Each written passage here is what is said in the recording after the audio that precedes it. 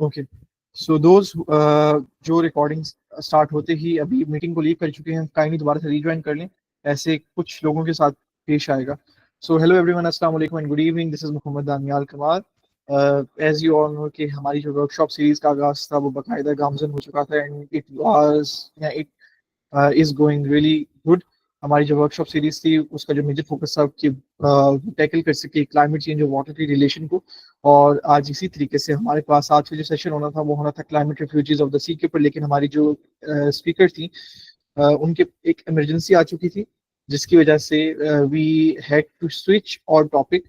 और आज के लिए जो हमारा वर्कशॉप का टॉपिक होगा वो फोकस होगा ग्लेशियर्स के ऊपर, एंड हम लोग उस प्रॉपर टॉपिक को उसके नेम को by the next coming slides हम उसको डिकोड करेंगे। एंड आज का टॉपिक जो है वो पाकिस्तान के लिए, पाकिस्तान की बैकग्राउंड के अंदर और पाकिस्तान की हिस्ट्री को अगर जानने हम लोगों को चाहिए आज की दुनिया के अंदर, मॉडर्न वर्ल्ड के अंदर, तो वो बहुत ज़्यादा ज़रूरी है। एंड ग्लेशियर्स को इसलिए जानना ज़रूरी है क्योंकि राइट नाउ हमारे पास अगर हम लोग सेनेटर मिस शेरी रहमान की बात करें तो उन्होंने ये कुछ रिमार्क्स दिए थे कि ग्लोब जो प्रोजेक्ट हुआ था हम उसको थोड़ा सा आगे तस्करा करेंगे। उसने बहुत ज़्यादा मदद दी थी, लेकिन राइट नाउ जब हमारे पास असल हकाइक आए थे सामने तो ये पता चला है कि एक पूरे गांव को, मतलब कि अराउंड 200 मेंबर्स आप बचाया था एक शेफर्ड ने, और वो भी एक कॉल के जरिए। और लेकिन हम इसका तस्करा जो है वो आगे करेंगे ताकि आपको प्रॉपर्ली पता चल सके कि ऐसे क्या था ग्लोव के अंदर एंड ग्लोव के अभी क्या गोल्स हैं, और क्यों एक तरीके से ग्लोव को एक करप्शन का शिकार हो चुका है। सो आज की जो टॉपिक है वो होगा ग्लेशियर्स के ऊपर, लेकिन सबसे पहले पहले सवाल पैदा होता है कि हमारे पास ग्लेशियर्स हैं क्या। क्योंकि हम किसी भी चीज़ को जानने के लिए सबसे पहले पहले सवाल ही पैदा ही होता है, या आपके जहन में एक सवाल आता है कि ये चीज़ है क्या, हम क्यों इस चीज़ को जानना चाहते हैं, हम क्यों इस चीज़ के ऊपर पढ़ना चाहते हैं, क्यों इस चीज़ को प्रॉपरली आगे लेके चलें। चाहे वो हमारे पास ग्लेशियर हो, चाहे वो हमारे पास फ्लड्स हो, चाहे वो हमारे पास कोई भी नेचुरल डिजास्टर हो, चाहे वो हमारे पास क्लाइमेट चेंज ही क्यों ना हो या ग्लोबल वार्मिंग ही क्यों ना हो, हमारी जो शुरुआत होती है वो होती है कि ये टर्म किस चीज़ को डिफाइन कर रही होती है या इस टर्म के असल मानी क्या है। एंड जब हमारे पास मानी हमें समझ आते हैं तो तब हम आगे चलते हैं कि ये चीज़ इस तरीके से समझी जाती है, और इस चीज़ को समझने के लिए हम लोग इस तरीके से आगे बढ़ते हैं, इस तरीके से डिफरेंट आपके इंस्टीट्यूट्स ने इस चीज़ को बयान किया हुआ है, एंड हमारे लिए ये आसानी होगी। तो अगर हम ऐसे बात करें तो ग्लेशियर्स जो है वो हमारे पास पेरिनियल आइस के लार्ज मासेस को कहा जाता है, वो इसके मासेस जो कि ओरिजिनेट होते हैं लैंड के ऊपर, जमीन के ऊपर ही, लेकिन वो जब जनरेट हो रहे होते हैं, जब वो ओरिजिनेट हो रहे होते हैं, जब वो आप कह लें बन रहे होते हैं, तो जो स्नो होती है, जो आपकी बर्फ होती है या जो सॉलिड प्रेसिपिटेशन होती है, जो हवा के अंदर से आपकी स्नो फॉल आउट कर रही होती है लैंड के ऊपर, वो अपना स्ट्रक्चर चेंज कर रही होती है, वो अपना स्ट्रक्चर दोबारा से रिक्रिस्टलाइन फॉर्म के अंदर आ रही होती है। एंड इसके जो हमें एविडेंसेस मिल रही होती हैं वो मिल रहे होते हैं with the past and present flow. जो फ्लो से मुराद है वो ये है कि flow from the heightened area towards the ground या टुवर्ड्स द बेस एरिया। अब अगर हम वैसे बात करना चाहें तो अभी तक हमारे पास एग्जैक्ट लिमिट्स नहीं आई कि कितना ज़्यादा फ्लो हो सकता है, कितनी स्पीड में फ्लो हो सकता है, और इसका एक स्टैंडर्ड हमारे पास वैल्यू सेट नहीं की जाती। अगर हम लोग बात करते हैं ग्लेशियर की मत में, चाहे वो हमारे पास एक बड़ा ग्लेशियर हो, चाहे वो हमारे पास एक छोटा ही ग्लेशियर क्यों ना हो। और अगर हम साइज के अलावा बात करें तो एक छोटा सा जो स्नो पैच होता है हमारे पास वो एक सीजन से भी ज्यादा चल सकता है। इट हैज द कैपेबिलिटी कि वो आप कह लें सर्दियों का सीजन एक प्रॉपरली गुजार सकता है। अगर हम बात करें तो इंटरनेशनल ग्रुप ने रिकमेंड किया होता है कि जो हमारे पास परसिस्टिंग स्नो होती है या जो हमारे पास बड़े बड़े आइस मासेस होते हैं जिनका जो आप कह लें एरिया होता है वो 0.1 स्क्वायर किलोमीटर से बड़ा होता है, हम उनको कह सकते हैं एज ग्लेशियर्स। मतलब कि वो आइस मासेस जिनके पास जो एरिया होगा वो 0.1 स्क्वायर किलोमीटर से बड़ा होगा, हम उनको सिंपली कह सकते हैं ग्लेशियर्स। ये कुछ हमारे पास एक इंटरनेशनल ग्रुप ने कहा होगा अकॉर्डिंग टू दैम। और अगर हम वैसे बात करें तो ग्लेशियर जो है एक, let me just add some fellows. तो ग्लेशियर जो है वो हमारे पास आम अल्फाज के अंदर है, हम उसको कहते हैं कि ये हमारे पास एकुमुलेशन होती है आइस की और स्नो की, जो स्लोली स्लोली हमारे पास बन रही होती है, इकट्ठा हो रही होती है हमारे लैंड के ऊपर और फ्लो कर रही होती है हमारे लैंड के ऊपर। अगर हम, ओके, अगर हम मजीद इसके ऊपर बात करें या अगर हम इसको मजीद आगे लेकर चलें तो एक और चीज़ आती है, वो ये कि ग्लेशियर के अंदर हमारे पास इसको कहा जाता है, इसको कंसिडर किया जाता है कि ये हमारे पास ऐसी बॉडीज होती हैं स्लो मूविंग आइस की, वो आइस जो बहुत ही आराम से मूव कर रही होती है अपनी जगह से लैंड के ऊपर, लैंड मासेस के ऊपर। और उसकी जो मूवमेंट को कहा जाता है, उसकी जो मूवमेंट का नाम दिया जाता है, उस फिनोमेना को, वो फिनोमेना का नाम दिया जाता है एज अ फ्लो।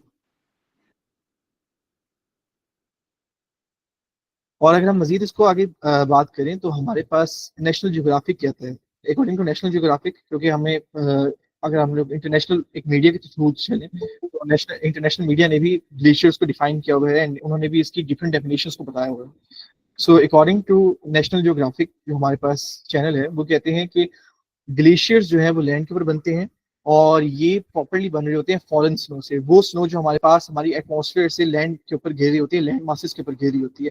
एंड उसको वक्त गुजरने के साथ साथ, उसको लंबे टाइम गुजरने के साथ साथ, जब एक तय के ऊपर एक नई स्नो घेरी हुई होती है, एक नई स्नो पार्टिकुलेट्स घेर रहे होते हैं, तो वो कंप्रेस कर रहे होते हैं पिछली तय को। और तब जाकर हमारे पास आहिस्ता आहिस्ता कर कर ग्लेशियर बन रहे होते हैं। और ग्लेशियर की वो जो तहें होती हैं वो मूव कर रही होती हैं towards the basic area, towards the base, आपकी लैंड की बेस के ऊपर, आहिस्ता आहिस्ता करके। किस वजह से? ग्रेविटी के पुल की वजह से। अब फिर ये कहा जाता है कि अगर हम ग्लेशियर्स को थोड़ा सा मजीद देखें तो ये हायर एलिवेशन के जो हमारे पास पॉइंट्स होते हैं, वहां पर जो हमारी स्नो हो रही होती है वो ज्यादा फॉल कर रही होती है एज कम्पेयर टू मेल्टिंग। और मेल्टिंग हमारे पास तब हो रही होती है जब हमारे पास वो स्नो जो एकुमुलेट हो रही होती है हायर एलिवेशन के पॉइंट के ऊपर, वो मूव करे। मूव के कहाँ पे करे? Towards the lower area, towards the lower elevation point, जो जिसे हम लोग नाम देते हैं बेस का। और जब हमारे पास ज्यादा से ज्यादा बिल्टअप आइस हो जाएगी हमारे हायर एलिवेशन वाले पॉइंट के ऊपर, तो वो आहिस्ता आहिस्ता डाउन हिल की तरफ फ्लो करेगी, आहिस्ता आहिस्ता डाउन हिल की तरफ मूव करना स्टार्ट करेगी। और जब हमारे पास लोअर एलिवेशन के ऊपर वो आइस आएगी, तो वहां पर हमारे पास हायर रेट देखा जाएगा मेल्टिंग का। या वहां पर हमारे पास ऐसे देखा जाएगा कि वो आइस बर्फ या वो टुकड़ा बर्फ का अपने ग्लेशियर से रिमूव हो रहा है, अपने ग्लेशियर से टूट सकता है, जो कि आइदर फिर हमारे पास फॉर्म्स में आता है, इन एवलांचेस की फॉर्म में आ सकता है, हमारे पास उसकी आइसबर्ग की फॉर्म में आ सकता है। एंड फिर हमारे पास एक आ जाता है कि ग्लेशियर्स के अंदर भी डिफरेंट टाइप्स आती हैं। एक जो हमारे पास टिपिकल टाइप है वो होती है अल्पाइन ग्लेशियर्स की।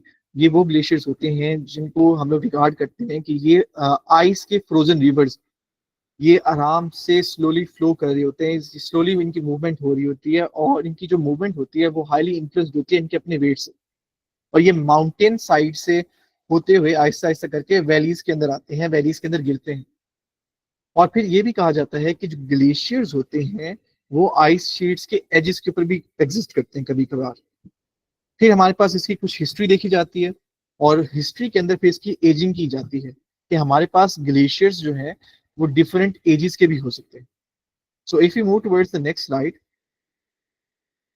हमारे पास ये कहा जाता है कि ग्लेशियर्स जो हैं वो लास्ट हम लोग ने लेक्चर के अंदर, अगर हम थोड़ी सी बात करें, वर्कशॉप के अंदर बात करें, तो हम लोगों ने ये कहा था कि अंटार्कटिका के रीजन के बाद पाकिस्तान वो ऐसा वाहिद कंट्री है जहाँ पर बहुत ज्यादा ग्लेशियर्स हैं। एंड अगर मैं उसका एक प्रिसाइज नंबर बताऊं तो that is 7,203 according to the United Nations report जो उन्होंने रिकॉर्ड की है।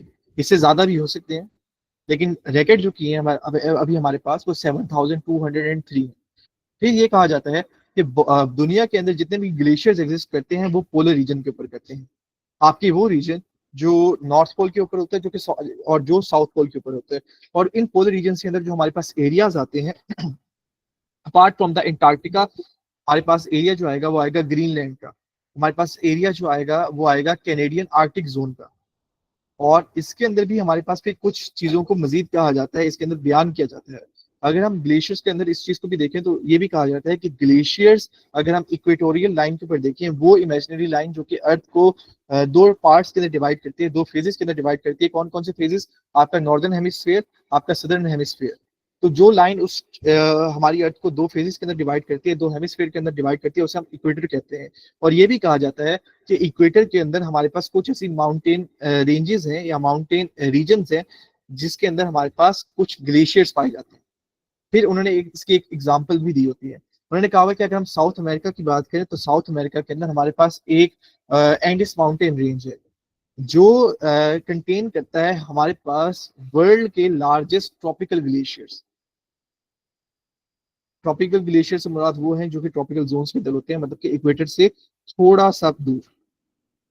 फिर ये भी कहा जाता है कि हमारे पास जो प्रॉपर पानी पाया जाता है अर्थ के ऊपर, उसका 2% हमारे पास जो सेब है, या हम लोगों ने जो कंजर्व किया होता है, हमारे पास जो पाया जाता है वो पाया जाता है इन द फॉर्म ऑफ ग्लेशियर्स। और वो अभी हमारे पास पानी फ्रेश वाटर फ्रोजन है। फिर ये भी कहा जाता है कि इसकी अगर हम एजिंग करना चाहते हैं, अगर हम ये देखना चाहते हैं कि ये ग्लेशियर कितने सालों से मौजूद है हमारी अर्थ के ऊपर, या कितने साल पहले ये ग्लेशियर बना है, वजूद में आया है, तो उसकी इसके अंदर भी हमारे पास हम लोग इसको कर सकते हैं। और ग्लेशियर की जो एक टिपिकल एज होती है वो कपल 100 से लेके 1000 साल तक भी जा सकती है, या हजारों सालों तक भी जा सकती है। जो आजकल के ग्लेशियर्स हैं वो एक तरीके से, अब आप कह लें, रेजिड्यूज बन चुके हैं, या एक तरीके से बकिया बन चुके हैं, बकाया जात बन चुके हैं उन मैसिव आइस शीट्स की जिन्होंने अर्थ को कवर किया हुआ था आइस एज के अंदर। अब आइस एज हमारे पास वो एज थी जो जब हमारी पूरी दुनिया मोस्टली अप्रोक्सीमेटली 92% पूरी बर्फ से ढकी हुई थी। आपके पानी के जखायर हो गए, आपका लैंड हो गया, वो 92% या मोर देन 92% पूरा का पूरा बर्फ से ढका हुआ था। एंड जब आपकी पूरी अर्थ को ये जो 92% कवर किया हुआ था आप कह रहे हैं बर्फ ने, तो जहां जहां तक बर्फ फैली हुई थी तो उसे हम लोग नाम देते थे आइस शीट्स का। और यही बात थी जो कि कहती थी आगे कि हमारे पास ये आज की जो हमारे पास जब आइस एज गुजर चुकी थी, तो आज के जो हमारे पास ग्लेशियर्स हैं वो बकाया जाते हैं उन मैसिव आइस शीट्स के। ये आहिस्ता आहिस्ता करके फिर वक्त के साथ साथ मॉडर्न वर्ल्ड के अंदर आते आते वो सारी की सारी आइस शीट्स पिघलना स्टार्ट हो गई थी, एंड हमारे पास लैंड हमारे वजूद में आया था, जो हमारे पास जमीन अभी नजर आती है। आइस एज को एंड हुए हुए 10,000 साल हो गए, एंड अगर हम 10,000 साल हो चुके हैं तो इसका मतलब ये है कि जो भी हमारे पास बकाया ग्लेशियर्स हैं, जो भी हमारे पास बकिया ग्लेशियर्स हैं, उनकी जो एजिंग हो सकती है या उनकी जो एज हो सकती है वो अप्रोक्सीमेटली 10,000 साल तक पुराने भी हो सकते हैं कुछ हमारे पास ग्लेशियर्स। और अर्थ की हिस्ट्री के अंदर हमारे पास कोल्डर पीरियड्स भी थे, हमारे पास वार्मर पीरियड्स भी थे। कोल्डर पीरियड्स या ग्लोबल कूलिंग का फिनोमेना वो था जब हमारे पास ग्लेशियर वजूद के अंदर आए थे। और वार्मर पीरियड्स या ग्लोबल वार्मिंग का फिनोमेना वो था जब हमारे पास ग्लेशियर मेल्ट होना स्टार्ट हुए। और वो चीज या वो लोग जो कि ग्लेशियर्स को प्रॉपर्ली स्टडी कर रहे होते हैं, उसके ऊपर प्रॉपर्ली काम कर रहे होते हैं, उन्हें हम लोग नाम देते हैं ग्लेशियोलॉजिस्ट का। अब ग्लेशियोलॉजिस्ट प्रॉपर्ली आप कह लें ग्लेशियर के ऊपर उन्होंने पढ़ना स्टार्ट किया था, उन्होंने इसके ऊपर एक्सपेरिमेंटेशन स्टार्ट की थी 19वीं सदी के अंदर। और उन्होंने इसलिए स्टार्ट की थी ताकि हम लोग पास्ट आइस एजेस के ऊपर, जो हमारे पास पिछली आइस एजेस गुजरी है, हम उनके ऊपर उनकी हिस्ट्री को देख सकें, हम उनसे डाटा निकाल सकें कि हमारी जो अर्थ थी वो पहले कैसे दिखती थी, उसके अंदर कौन कौन से हमारे पास स्पीशीज थी, एंड ये चीज क्यों हमारे पास अब नहीं आ सकती दोबारा से आइस एज। फिर आजकल के जो मॉडर्न ग्लेशियोलॉजिस्ट हैं वो स्टडी ग्लेशियर्स को इसलिए करते हैं कि उनको हिंट्स मिल सके ग्लोबल वार्मिंग के फिनोमेना की, कि ग्लोबल वार्मिंग का फिनोमेना कब से हो रहा है नेचुरली, और इसको इसकी स्प्रेडिंग का प्रोसेस किस सन से स्टार्ट हुआ था। लाइक ग्लेशियर जब से हमारे पास जिस सन के अंदर हमारे पास तेजी से पिघलना स्टार्ट हुए थे, अप्रोक्सीमेटली वो हिंट था हमारे पास ग्लोबल वार्मिंग के तेज होने का। फिर अगर हम दोबारा बात करें तो हमारे पास कुछ ग्लेशियर्स की ओल्ड फोटोग्राफ्स भी मिलती हैं, या हम लोग अगर हमारे पास अगर हम पिछली सदियों की बात करें तो हमारे पास कुछ ग्लेशियर्स की पेंटिंग्स भी मिलती हैं जब हमारे पास कैमरा या फोन्स नहीं थे। तो वो पेंटिंग्स या वो पुरानी तस्वीर ये बताती हैं कि जो ग्लेशियर्स थे वो माउंटेन के रीजन से वक्त गुजरने के साथ साथ मेल्ट होना स्टार्ट हुए थे। ये नहीं था कि 10 साल के अंदर आपका एक ग्लेशियर पूरा पिघल गया माउंटेन रीजन से, इसे वक्त लगा उस दौर के अंदर। और अगर हम हालिया दौर की बात करें तो हालिया दौर के अंदर हमारे पास बड़े बड़े ग्लेशियर विद इन डेकेड, हमारे पास within some 3 to 4 decades खत्म होते नजर आ रहे हैं। फिर ये भी कहा गया है कि ग्लेशियर्स वर्ल्ड वाइड पूरी दुनिया के अंदर श्रिंक होते नजर आ रहे हैं, और लाइक उनका जो साइज है वो अगर पहले इतना था, अब वो आहिस्ता आहिस्ता करके इतना होता नजर आ रहा है। और कुछ ग्लेशियर्स हमारे पास डिसअपेयर हो चुके हैं, गायब हो चुके हैं, और इनकी जो श्रिंकिंग का पीरियड है या इनकी जो आपके डिसअपेयरेंस की स्पीड है वो तेज हो चुकी है पिछली कुछ दिहाइयों से। और अगर मैं कुछ दिहाइयों की बात करूं तो भी प्रिसाइज तो 1975 के बाद से हमारे जो ग्लेशियर्स हैं उनकी श्रिंकिंग उनकी डिसअपेरेंस तेज हो चुकी है। फिर हमारे पास अगर मैं आपको एक फेमस ग्लेशियोलॉजिस्ट की एग्जांपल दूं तो हमारे पास एक ग्लेशियोलॉजिस्ट आती है, उनका नाम है एरिन क्रिस्टीन पेटिट। ये ग्लेशियोलॉजिस्ट थी, उन्होंने यूनिवर्सिटी ऑफ अलास्का से पढ़ा था एंड इन्होंने ऑब्जर्व किया था कि किस तरीके से हमारे पास ग्लेशियर्स का फ्लो रेट होती है, उनकी किस तरीके से मूवमेंट होती है और किस तरीके से ग्लेशियर्स जो हैं वो अपने साइज से श्रिंक होते जा रहे हैं, अपनी असल जगह से रिट्रीट होते चले जा रहे हैं। और फिर वो इस इंफॉर्मेशन को यूज कर रही होती हैं स्टडी करने के लिए कि हमारा जो ये वाला वाटर है, ग्लेशियर का वाटर है जो कि फ्रेश वाटर है, वो किस तरीके से ओशंस के अंदर एंटर होता है, अल्टीमेटली ग्लेशियर्स किस तरीके से मेल्ट होते हैं। और फिर उन्होंने इस चीज का रिजल्ट ये निकाला था, या उन्होंने इस चीज की हिमायत करती हैं कि जो मेल्टिंग ग्लेशियर्स होते हैं ये वो वाहिद फैक्टर है या ये उन फैक्टर्स में से एक है जो ग्लोबल सी लेवल राइज को कंट्रीब्यूट कर रहा होता है। फिर अगर हम नेक्स्ट स्लाइड की तरफ चलें तो हमारे पास एक और चीज आती है। हमने बात की अभी कि 90 आइस एज के अंदर अप्रोक्सीमेटली 90 to 92% हमारे पास जो आपकी अर्थ थी वो आइस एज के अंदर, आइस शीट के अंदर कवर थी। अब सवाल पैदा होता है कि आइस शीट क्या है। तो आइस शीट हमारे पास वो मास होता है ग्लेशियल आइस का जो कि लैंड के ऊपर बैठा होता है, लाइक उसने लैंड को प्रॉपर्ली कवर किया होता है। और ये कहा जाता है कि आइस शीट आपके पास तब बनेगी जब उसने 50,000 स्क्वायर किलोमीटर से ज्यादा का डिस्टेंस कवर कर लिया हो एंड अप्रोक्सीमेटली ये आपके पास एक कॉन्टिनेंट आता है। अगर हम पाकिस्तान की बात करें तो पाकिस्तान का जो मेहरको कू है डेट इज 7,297 स्क्वायर किलोमीटर। तो मतलब कि पाकिस्तान इसके अंदर अगर हम 7 पाकिस्तानों को मिलाएं अप्रोक्सीमेटली तो तब जाकर हमारे पास एक आइस शीट बनेगी। और ये कहा जाता है कि जो आइस शीट है उन्होंने एक दौर के अंदर नॉर्दर्न हेमिस्फीयर जो थी उसको पूरा का पूरा कवर किया हुआ था। और ये जो दौर था, ये जो हमारे पास आप कह लें हिस्ट्री हिस्टोरिकल डाटा देखें तो ये जो हमारे पास पीरियड था वो था प्लेस्टोसीन आइस एज का। और फिर ये कहा जाता था कि जो हमारे पास अभी हमारे पास मॉडर्न वर्ल्ड है इसके अंदर हमारा जो प्लेनेट अर्थ है उसके ऊपर सिर्फ और सिर्फ दो आइस शीट है। एक आइस शीट वो है जिसने ग्रीनलैंड को कवर किया हुआ है और एक आइस शीट वो है जिसने एंटार्क्टिका के कॉन्टिनेंट को कवर किया हुआ है। ग्रीनलैंड जो है वो आपका पूरी दुनिया के ऊपर लार्जेस्ट आइलैंड है। हम इसको कंट्री कंसीडर करते हैं जो कि सही बात है, but still it is considered as a island, largest island on the world. फिर एक और चीज कही जाती है कि अगर हम इसको दोबारा से पढ़ना चाहें, इसके ऊपर मजीद बात करना चाहें तो आइस शीट्स को कहते हैं कि ये आइस शीट्स जो हैं ये एक जगह पे रुकती नहीं है या एक जगह पर ये आप कह लें बैठती नहीं है।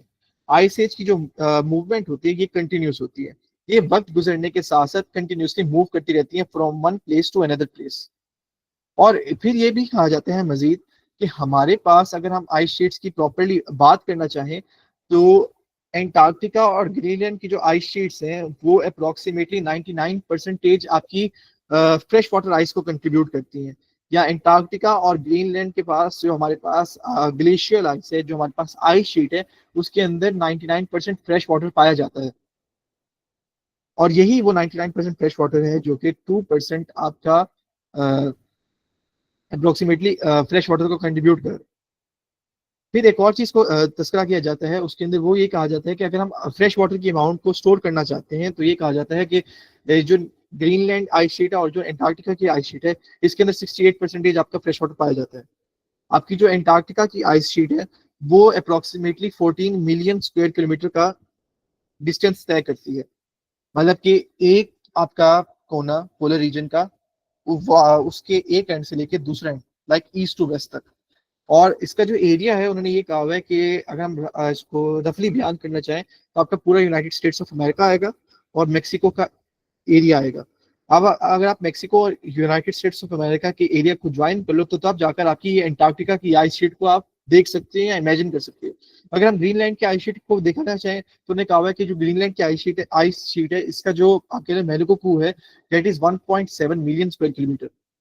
और ये दोनों या ये आप वाहिद अगर हम बात करें ग्रीनलैंड आइस शीट की तो इसने अप्रोक्सीमेटली 80% ग्रीनलैंड को कवर किया हुआ है।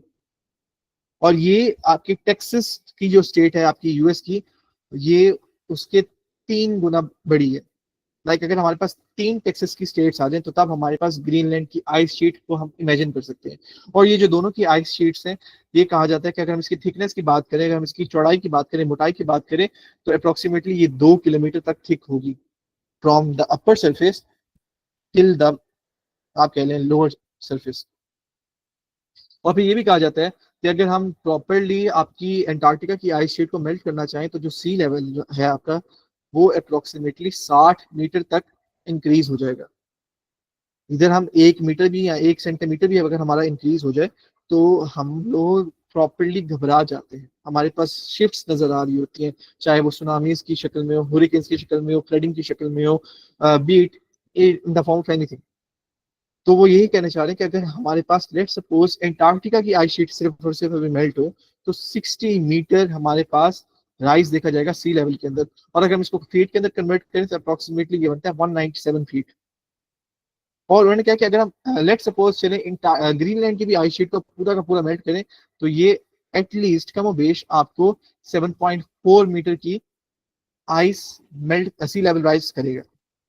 फिर एक और सवाल पैदा होता है हमारे पास, और वो सवाल हमारे पास ये होता है कि आइस शीट के अलावा हमारे पास कौन कौन सी चीजें हैं, कि क्या सिर्फ और सिर्फ हमारे पास आइस शीट है ग्लेशियर के अलावा, या apart from ice sheet, apart from हमारे पास ग्लेशियर, क्या हमारे पास कोई और टर्म नहीं है जो कि आइस को या ग्लेशियर्स को रिप्रेजेंट करे, या उससे 19-20 के साथ आप कह लें लिंकअप हो। तो फिर हमारे पास एक और चीज आती है एंड उसे हम लोग नाम देते हैं आइसबर्ग की, कि there are ice sheets, there are glaciers, there are icebergs, जिनका बिल वास्ता या बिला वास्ता आइस के साथ ताल्लुक है, स्नो के साथ ताल्लुक है। अगर हम आइसबर्ग की बात करें तो आइसबर्ग हमारे पास बड़े बड़े फ्लोटिंग चंक्स होते हैं आइस के, जिन जो अलहदा हो चुके होते हैं ग्लेशियर से। और अगर हम वैसे एग्जांपल लें तो यहाँ वो अलहदा होंगे अल्पाइन ग्लेशियर से, यहाँ वो अलहदा होंगे आइस शीट से। और अल्टीमेटली जो कह लें फॉल आउट होते हैं, ये फॉल आउट होते हैं हमारे पास लेक्स के अंदर, या हमारे पास फॉल आउट होते हैं हमारे ओशंस के अंदर। और फिर अगर हम इसके लिटरली इसकी आप कह लें, I guess it's the word etymology, अगर हम इसकी एटिमोलॉजी देखें तो आइसबर्ग की मुराद है आइस माउंटेन। और बर्ग जो है हमारे पास वो जर्मन लैंग्वेज से लिया गया है।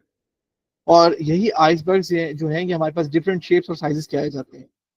और इनकी जो रेंज होती है वो ये होती है कि ये हमारे पास छोटे छोटे आइस क्यूब से लेकर बड़े बड़े साइजेस के आइलैंड्स हो सकते हैं, आइस आइलैंड्स हो सकते हैं, जो कि एक स्मॉल कंट्री को रिप्रेजेंट कर सकते हैं, उसके एरिया को। और फिर ये जो आइसबर्ग की हमारे पास टर्म है, ये कहा जाता है अमूमन कि इसका जो आपकी हमारे पास बड़े बड़े चंक्स देखे जाएंगे वो 5 मीटर से बड़े होंगे। और जो हमारे पास स्मॉलर आइसबर्ग होती हैं उनको हम कैटेगराइज करते हैं एज बर्जी, बर्जी बिट्स। फिर ये भी कहा जाता है कि ये जो हमारे पास छोटे छोटे आइसबर्ग्स होते हैं ये डेंजरस होते हैं। डेंजरस किस लिए होते हैं? क्योंकि ये शिप्स इनके साथ टकरा सकती है। और जब हमारे पास शिप्स टकराएंगी तो हमारे पास शिप का मटेरियल जो होगा वो डिस्ट्रॉय हो सकता है, आपकी जो शिप है वो उस रीजन के अंदर सिंक हो सकती है। और इसके अंदर फिर हमारे पास ये देखा जाता है कि जो आपके पास नॉर्थ अटलांटिक रीजन है, जो आपके पास एंटार्क्टिका के कोल्ड वाटर्स हैं, वो आइसबर्ग्स के घर हैं। और आपकी जो एंटार्क्टिका की आइस शेल्व्स हैं उसके अंदर आइसबर्ग्स अप्रोक्सीमेटली 80 किलोमीटर तक की रेंज को कवर अप करती है। लाइक 80 किलोमीटर तक आपके आइसबर्ग्स फैले होंगे एंटार्क्टिका के रीजन के अंदर। फिर अगर हम एक और चीज को बात करें तो according to all of you, अगर मैं वैसे बात करना चाहूँ कि are there just icebergs, ice sheets और ग्लेशियर्स, क्या हमारे पास कोई और टर्म नहीं है? Either yes, no, maybe, just one word answer.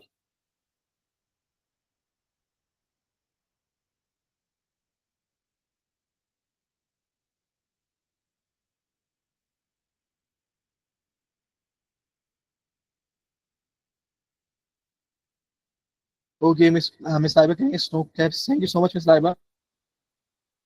And snow caps का हम लोग एक और नाम देते हैं आइस कैप्स का। ओके मिस फातिमा कह रही है maybe. Okay no worries. तो apart from icebergs, apart from हमारे पास ice sheets and,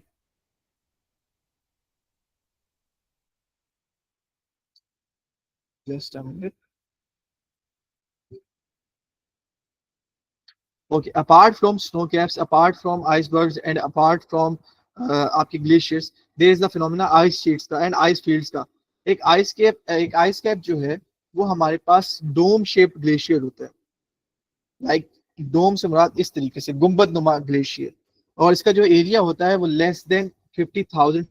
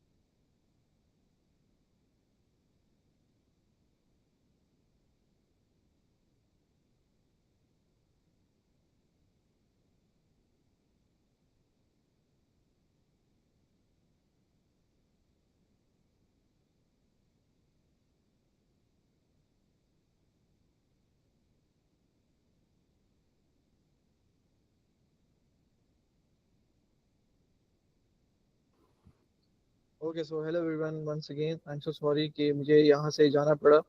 it's just a technical fault.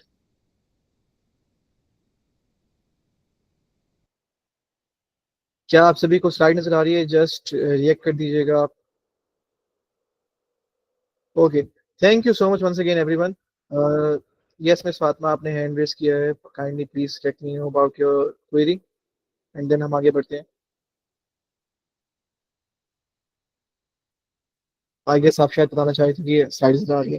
Thank you so much. तो हमारे पास एक सवाल था कि क्या हमारे पास सिर्फ और सिर्फ आप कह लें ग्लेशियर्स हैं, आइसबर्ग्स हैं, या हमारे पास आप कह लें आइस शीट्स हैं? तो apart from glaciers, apart from icebergs, apart from हमारे पास आपके आइस शीट्स, हमारे पास एक और फिनोमिना देखी जाती है, हमारे पास एक और टर्म देखी जाती है। अब जो फिनोमिना या टर्म हम लोग देखते हैं या हम लोग कॉइन करते हैं वो होती है आपके पास आइस कैप्स की फील्ड, या हमारे पास आइस फील्ड्स की। अब जो हमारे पास एक आइस कैप है वो एक गुंबद नुमा आप कह लें ग्लेशियर होता है। इसका जो एरिया होता है वो लेस देन 50,000 स्क्वायर किलोमीटर का होता है। लाइक अगर हमारे पास आप कह लें पाकिस्तान के एरिया तक का भी एक आइस कैप हो, ग्लेशियर होगा, हम उसको आइस कैप कंसिडर करेंगे, हम उसको आइस शीट नहीं कहेंगे। और ये फ्लो करता है हर डायरेक्शन के अंदर। और ये हमारे पास हायर लेटीट्यूड पोलर रीजन के अंदर होता है या सब पोलर माउंटेन रीजन के अंदर होता है। बेसिकली अगर हम बात करें कि आइस कैप्स कहाँ कहाँ पाए जाते हैं, तो आइस कैप्स पाए जाते हैं हमारे पास नॉर्दर्न यूरोप के रीजन के अंदर। और आइस कैप्स को ये नॉर्दर्न यूरोप को कहा जाता है कि नॉर्दर्न यूरोप हमारे पास आइस कैप्स का घर है। लाइक आपको आइसलैंड के कंट्री के अंदर मिलेंगे, आपको नॉर्वे के रीजन के अंदर मिलेंगे, आपको स्कैंडिनेवियन रीजन के अंदर मिलेंगे, स्कैंडिनेवियन जोन के अंदर मिलेंगे। फिर ये भी कहा जाता है कि जो आपके पास लार्जेस्ट आइस कैप है वो अप्रोक्सीमेटली एक आइलैंड के साइज जितना है, और वो पाया जाता है रशिया के रीजन के अंदर, रशियन आर्कटिक जोन के अंदर। और फिर कहा जाता है कि apart from ice caps, apart from ice sheets, apart from आपके icebergs and apart from your glaciers, एक और फील्ड है, एक और टर्म है जो कि आइस को रिप्रेजेंट कर रही होती है, उसे हम लोग नाम देते हैं आइस फील्ड का। अब आइस फील्ड हमारे पास ग्लेशियर आइस का वो मास है, या वो हमारे पास रीजन है जो कि किसी तरह से हमारे पास आइस कैप से सिमिलर है शक्लो सूरत के अंदर, लेकिन वो उसका जो साइज होता है वो छोटा होता है, और उसकी गुंबद नुमा शक्ल नहीं होती। और आइस जो हमारे पास आइस फील्ड होती हैं ये मोस्टली हमारे पास अंडरलाइंग टेरेन्स के अंदर होती हैं, वो टेरेन्स जो कि बहुत मुश्किल हमारे पास उसकी बनावट होती है। और आइस कैप्स मोस्टली हमारे पास माउंटेनियस रीजन के अंदर पाए जाते हैं। अब कौन कौन से माउंटेनियस रीजन हो सकते हैं? वन ऑफ ऑल रीजन जिसे हम लोग नाम देते हैं हिमालयन रीजन का, वहां पे पाई जाती है। फिर हमारे पास न्यूजीलैंड के सदर्न आल्प्स आते हैं, उस रीजन के अंदर पाई जाती है। फिर अभी हम लोगों ने एक जिक्र किया था एंडस रिवर का, हमारे पास उस रीजन के अंदर भी पाई जाती है। And apart from all these reasons हमारे पास फिर एक सवाल पैदा होता है हमारे जहन के अंदर कि हमने इन तमाम टर्मिनोलॉजीज को पढ़ लिया, तो क्या हमारे पास एक और चीज आती है, एक और सवाल पैदा आता है कि हमने ग्लेशियर्स पढ़ लिए, ग्लेशियर की ये चीज है, ग्लेशियर की वो चीज है, ये बनते किस तरीके से हैं? ये सवाल हमारे जहन में आना चाहिए। तो ग्लेशियर्स की अगर हम फॉर्मेशन के ऊपर अब बात करें तो ग्लेशियर्स दरअसल बनना स्टार्ट होते हैं जब हमारे पास जो स्नो होती है वो एक एरिया के अंदर बिल्कुल पूरे साल तक वहीं पे बैठी रहेगी, एंड जब अगले साल की जो स्नो आएगी वो उसी स्नो के ऊपर दोबारा से इकट्ठा होना स्टार्ट हो जाएगी। अब जो पिछले साल वाली स्नो बैठी हुई थी उस एरिया के ऊपर वो ट्रांसफॉर्म करेगी अपने आप को आइस के अंदर, अब वो अपने पार्टिकुलेट्स को एक दूसरे के साथ ज्वाइन करवाएगी, और देन हमारे पास हर साल नई से न्यू लेयर जब हमारे पास स्नो की आती जाएगी तो पिछली लेयर को वो बड़ी अपने अंडर करेगी और कंप्रेस करती चली जाएगी, और फिर हमारे पास आइस के लेयर्स बनती चली जाएंगी जो कि बहुत ज्यादा हार्ड होंगी। फिर ये जो कंप्रेशन होता है ये फोर्स करता है स्नो को कि वो अपने स्ट्रक्चर को दोबारा से रिक्रिस्टलाइन फॉर्म के अंदर लेकर आए, या रिक्रिस्टलाइजेशन की प्रोसेस से गो थ्रू करे। इनिशियली जब ये रिक्रिस्टलाइजेशन का प्रोसेस हो रहा होता है तो जो आइस होती है हमारे पास, जो हमारे पास स्नो होती है, जो ऊपर वाली स्नो होती है, वो अपने उनकी जो आप कह लें फॉर्मेशन होती है, या वो ग्रेन्स की फॉर्म में होते हैं, वो ज़रात की फॉर्म में होते हैं, और इनके जो साइज होती है, इनकी जो शेप होती है वो सिमिलर होती है शुगर ग्रेन्स के, चीनी के ज़रात के थ्रू। लेकिन आहिस्ता आहिस्ता करके वक्त गुजरने के साथ साथ ये जो आप कह लें ज़रात होते हैं ये बड़े बड़े होना स्टार्ट हो जाते हैं। इन ज़रात के दरमियान हमारे पास आप कह लें एयर पॉकेट्स जो होती हैं, जो पहले बहुत ज़्यादा होती हैं वो अब एयर पॉकेट्स छोटी छोटी होना स्टार्ट हो जाती हैं, एंड तब जाकर आपके पास एक आहिस्ता आहिस्ता करके स्नो जो है वो स्लोली कॉम्पैक्ट हो रही होती है, और उसकी डेंसिटी के अंदर इंक्रीज हो रहा होता है, उसका वजन इंक्रीज हो रहा होता है, उसका वॉल्यूम भी आप कह लें थोड़ा सा रिड्यूस होगा, लेकिन अल्टीमेटली उसका वजन इंक्रीज होगा। फिर ये कहा जाता है कि एक साल के बाद जितनी ज्यादा स्नो गिर चुकी होती है, अब वो स्नो जो होती है उसकी जो लेयर होती है वो अपने आप को फर्न के अंदर तब्दील करवाती है। ये वो इमीडिएट स्टेट होती है जो स्नो और ग्लेशियर आइस के दरमियान आती है। लाइक स्नो से ग्लेशियर आइस तक बनने के प्रोसेस के दरमियान आपके पास एक स्टेट आती है, उस स्टेट को हम नाम देते हैं फर्न का, एंड इससे आपकी स्नो को गुजरना पड़ता है अगर उसने ग्लेशियर बनना है। और इस पॉइंट तक ये कहा जाता है कि जो पानी की डेंसिटी होती है स्नो वाले पानी की, वो 2/3 हो चुकी होती है वजन के अंदर। और फिर ये कहा जाता है कि वक्त गुजरने के साथ साथ आपके पास बड़े बड़े आइस क्रिस्टल्स बनना स्टार्ट हो जाते हैं, और जब वो कंप्रेस होते हैं तो उनके दरमियान जो एयर पॉकेट्स होती हैं या तो वो होती नहीं है, या वो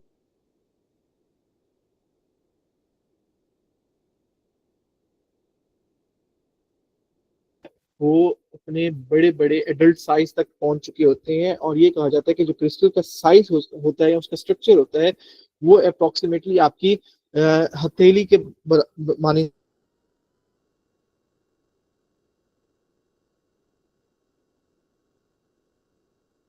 कुछ ना कुछ आप कह लें 100-200 साल लगते ही लगते हैं। हम इस चीज को निगलेक्ट नहीं कर सकते कि उनको आप कह लें 50 साल के अंदर आप ग्लेशियर्स बनवा सको, या आप उनको 60-70 सालों के अंदर बनवा सको। अप्रोक्सीमेटली अगर आप एक छोटा ग्लेशियर हो एक बड़ा ग्लेशियर हो, उसको बनने के लिए आप कह लें 200 से 300 साल लगेंगे ही। एंड जब 200 से 300 साल लगेंगे तब जाकर आपके पास वो एक छोटा ग्लेशियर बनेगा। मैं बड़े की बात नहीं कर रहा कि बड़े को बनने के लिए आप लगाने के 1000 साल लगेंगे, हजारों साल लगेंगे। अब अगर हम दोबारा से बात करना चाहें एक और चीज की, तो हमारे पास नेक्स्ट स्लाइड में आता है कि ग्लेशियर्स जो है वो पाए कहाँ जाते हैं। और मैं ये सवाल आप लोगों से पूछता हूँ, अकॉर्डिंग टू यू, कि ग्लेशियर्स कौन कौन सी कंट्रीज के अंदर पाए जाते हैं?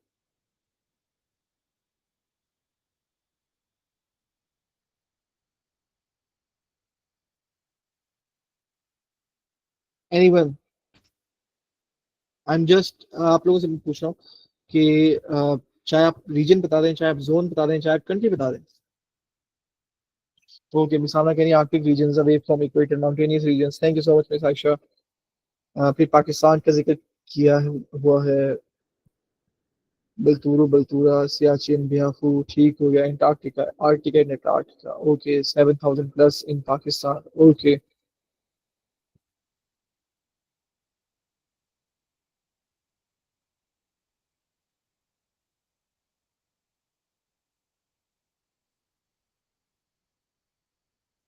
Higher altitudes. Okay, Antarctica.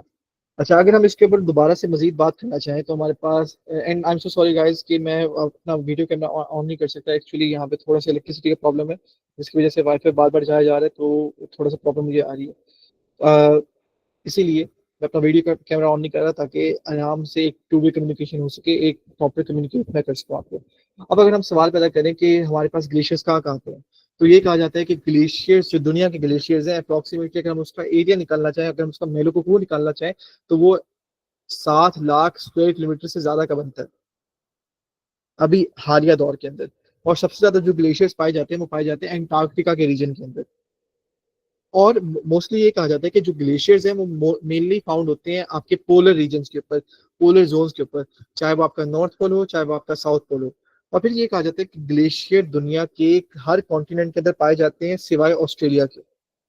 कि ऑस्ट्रेलिया के पास एक भी ग्लेशियर नहीं है। क्यों? क्योंकि ऑस्ट्रेलिया जो है वो एक तरीके से आपके ओशन का पार्ट है, ओशियानिया का पार्ट उसको कंसिडर किया जाता है।